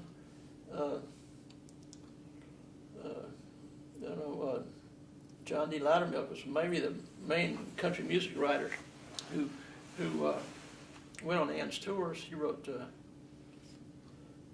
Lou Rawls' hit song. He wrote a lot of songs, Abilene and Rose. But anyway, he was a nice, great guy. He just died last year, and he worked with the Allman Brothers. The Allman Brothers lived out at his place for a while. He was teaching them to write songs, and and I put on my Facebook page the other day, the Allman Brothers very strongly came out against Greg Allman when the time of their death recently, had made some strong stands on race and stuff. And there was they had their problems, The Allman Brothers got problems with cocaine and all that kind of stuff. I mean, it's amazing to me that Bob Dylan is still alive. All the band, they all went under. But so I don't try to romanticize them either. A lot of artists over time's history have succumbed to various kinds of painkillers. But whether it's alcohol, in the case of so many people, or other kind of drugs. But they, I don't know where I'm going with this, but a lot of Southerners, they maybe because we're scarce as hen's teeth or scarce as shark's teeth, or not too. We try to hold on to certain little things about the South that are redeeming, whether it's eating turnips and greens, and or John Edgerton worked to start this food group that John was a leading writer in Nashville who wrote books about a number of books. He was a journalist, but he was a food activist, and the Food Alliance, Southern Food Alliance, is kind of his work. So, I think that there's some sensitivities and some utility. There was a utility to, but maybe the stock had gone as far as it could anyway. Maybe all those things were, we'd done what we could, Had you been sympathetic or even enthusiastic of SDS in earlier years, like when SOC is established? And I was really excited to be on SDS's well, let's put it like this, I applied to go to grad school at Princeton and didn't get in. And, I was excited to be on the list with people at Harvard and Princeton and all that, like the work list mainly, 10, 20 people, I don't know. Because I was chairman or on the board, or somehow I got on the list. And they would come to Porter Ferry Farm where I was living in Virginia. And of course I was excited about knowing people in SNCC. It was, knowing Bob Moses personally, and knowing Miss Hamer, and knowing people, and you admire their work and you admire their lives, and so for the most part, Tom Hayden. I didn't really know Tom Hayden well, but I knew his work. And he was smart enough to marry a movie star and retire with $1 million. You can't fault a man. You can't fault a man too much. You're smart enough to do that, right? But I don't know. But yeah, I thought they came up with a lot of things that, the grassroots, right? Todd and his wife, Nancy Gitlin, who's now Nancy Hollander, who's representing the man who became a woman who did The Secrets, and he's coming out, and I'm forgetting his name. But anyway, Nancy's still a friend of mine. And in one of those years, 66, she took that little brown Ford and drove all around Virginia to all the women's groups in Virginia. Nancy Hollander, she lives in Albuquerque now, and she's a very distinguished criminal defense lawyer. And Nancy and Todd split up, I don't know how many years ago, but they did a book together called On Interracial Organizing the Poor in Chicago. That was part of the SDS projects, and I was hopeful about that. But then, when you had all those assassinations, one after the other, Robert Kennedy, Dr. King in 68, Dr. King in April, Robert Kennedy in June.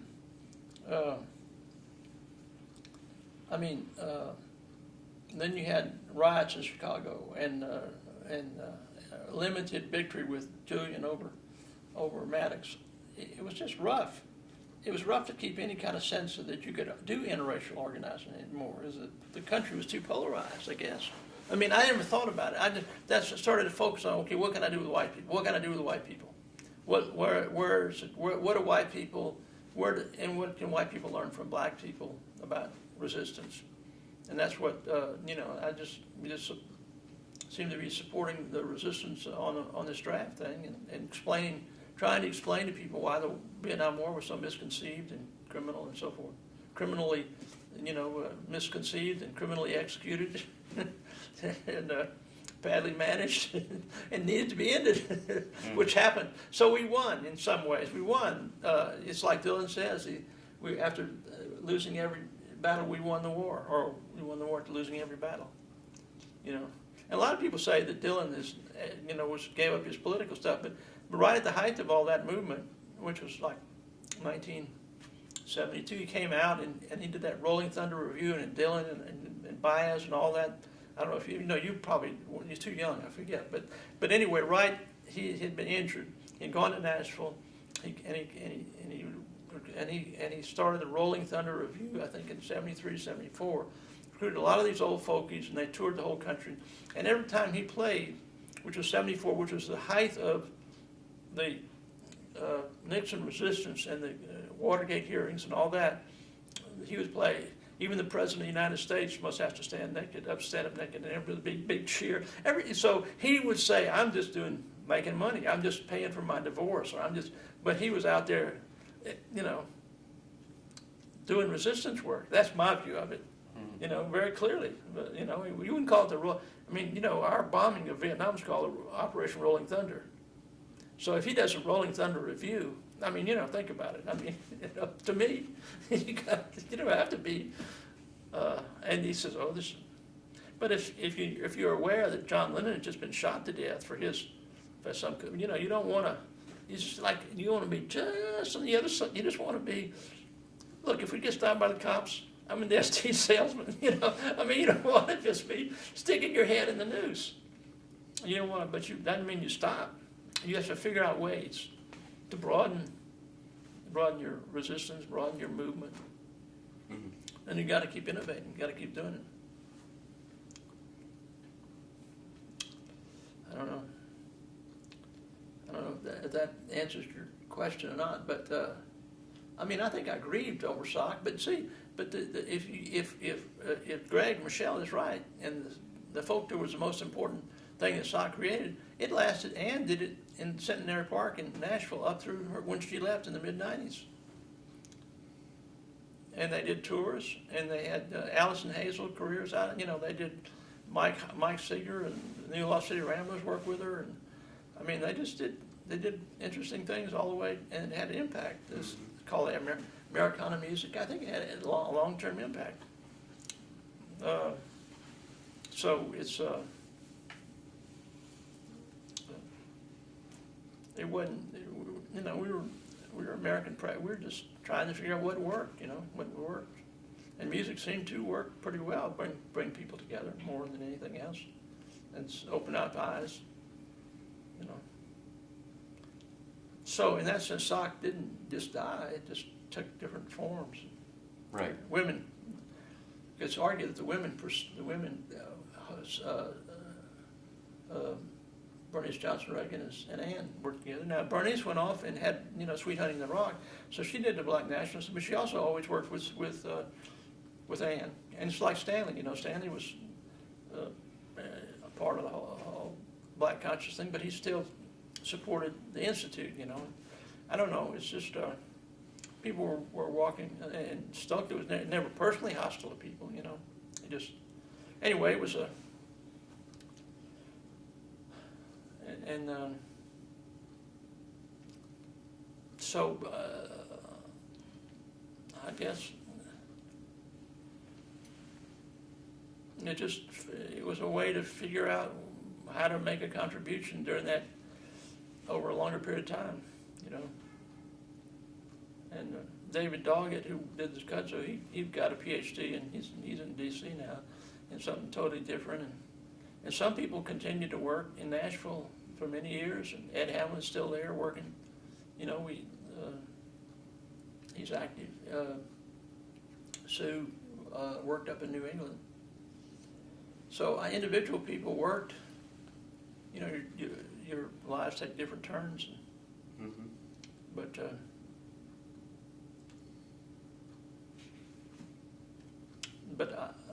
I didn't beyond writing that kind of one put down article of the SDS leader, which I thought was the guy kind of foolish, but I didn't think too much about it. I haven't thought too much about it as a historic tragedy or anything. Mm-hmm.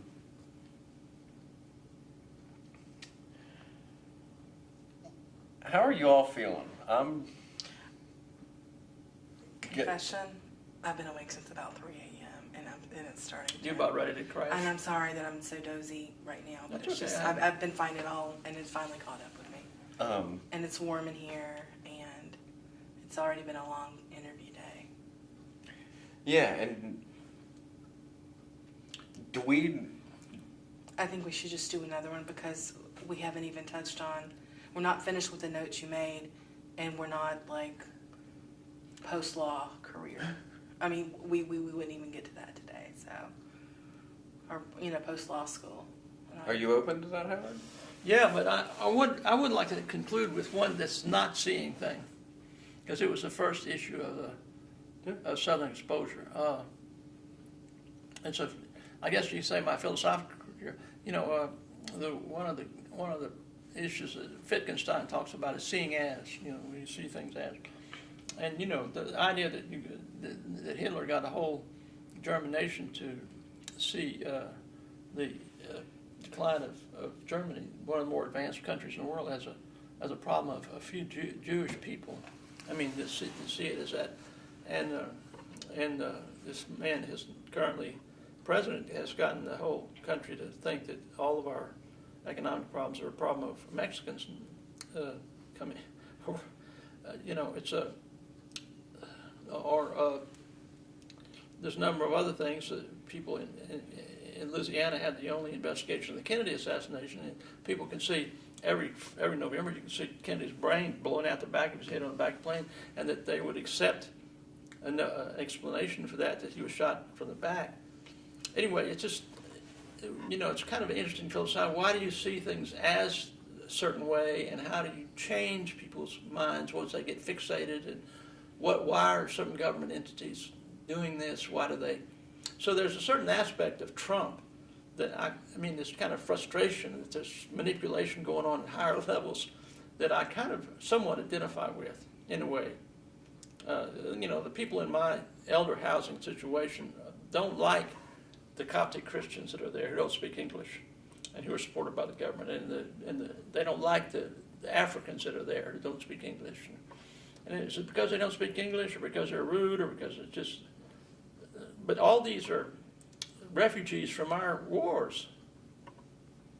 You know, and when people like Trump or Bush say we can make our own reality, and then somewhat they are, by bringing the people in and poisoning the atmosphere against them, you are creating a neo-fascist consensus, and you have a whole TV network that works at it every day, Fox News, and so it's seeing, not seeing. You know, maybe you're not seeing. We're not seeing what's happening. A lot of people are not. We're not seeing. You know, I don't know. That's just a play on words, I guess. But it's kind of what we were trying to do with the bird. We just open eyes a bit. You know, open eyes a bit to things that were good: music, art, culture, life, creativity, women's roles, things that, you know, sexual roles, more open. Maybe use of light. Enlightening, and better health things, and away from the horror of the Vietnam War. So we did do that. You know, we did open some eyes. You know, and then and just so we brought about some seeing from not seeing. So you got to feel pretty. You got to be pretty good about that. That's it. Okay, well, to be continued.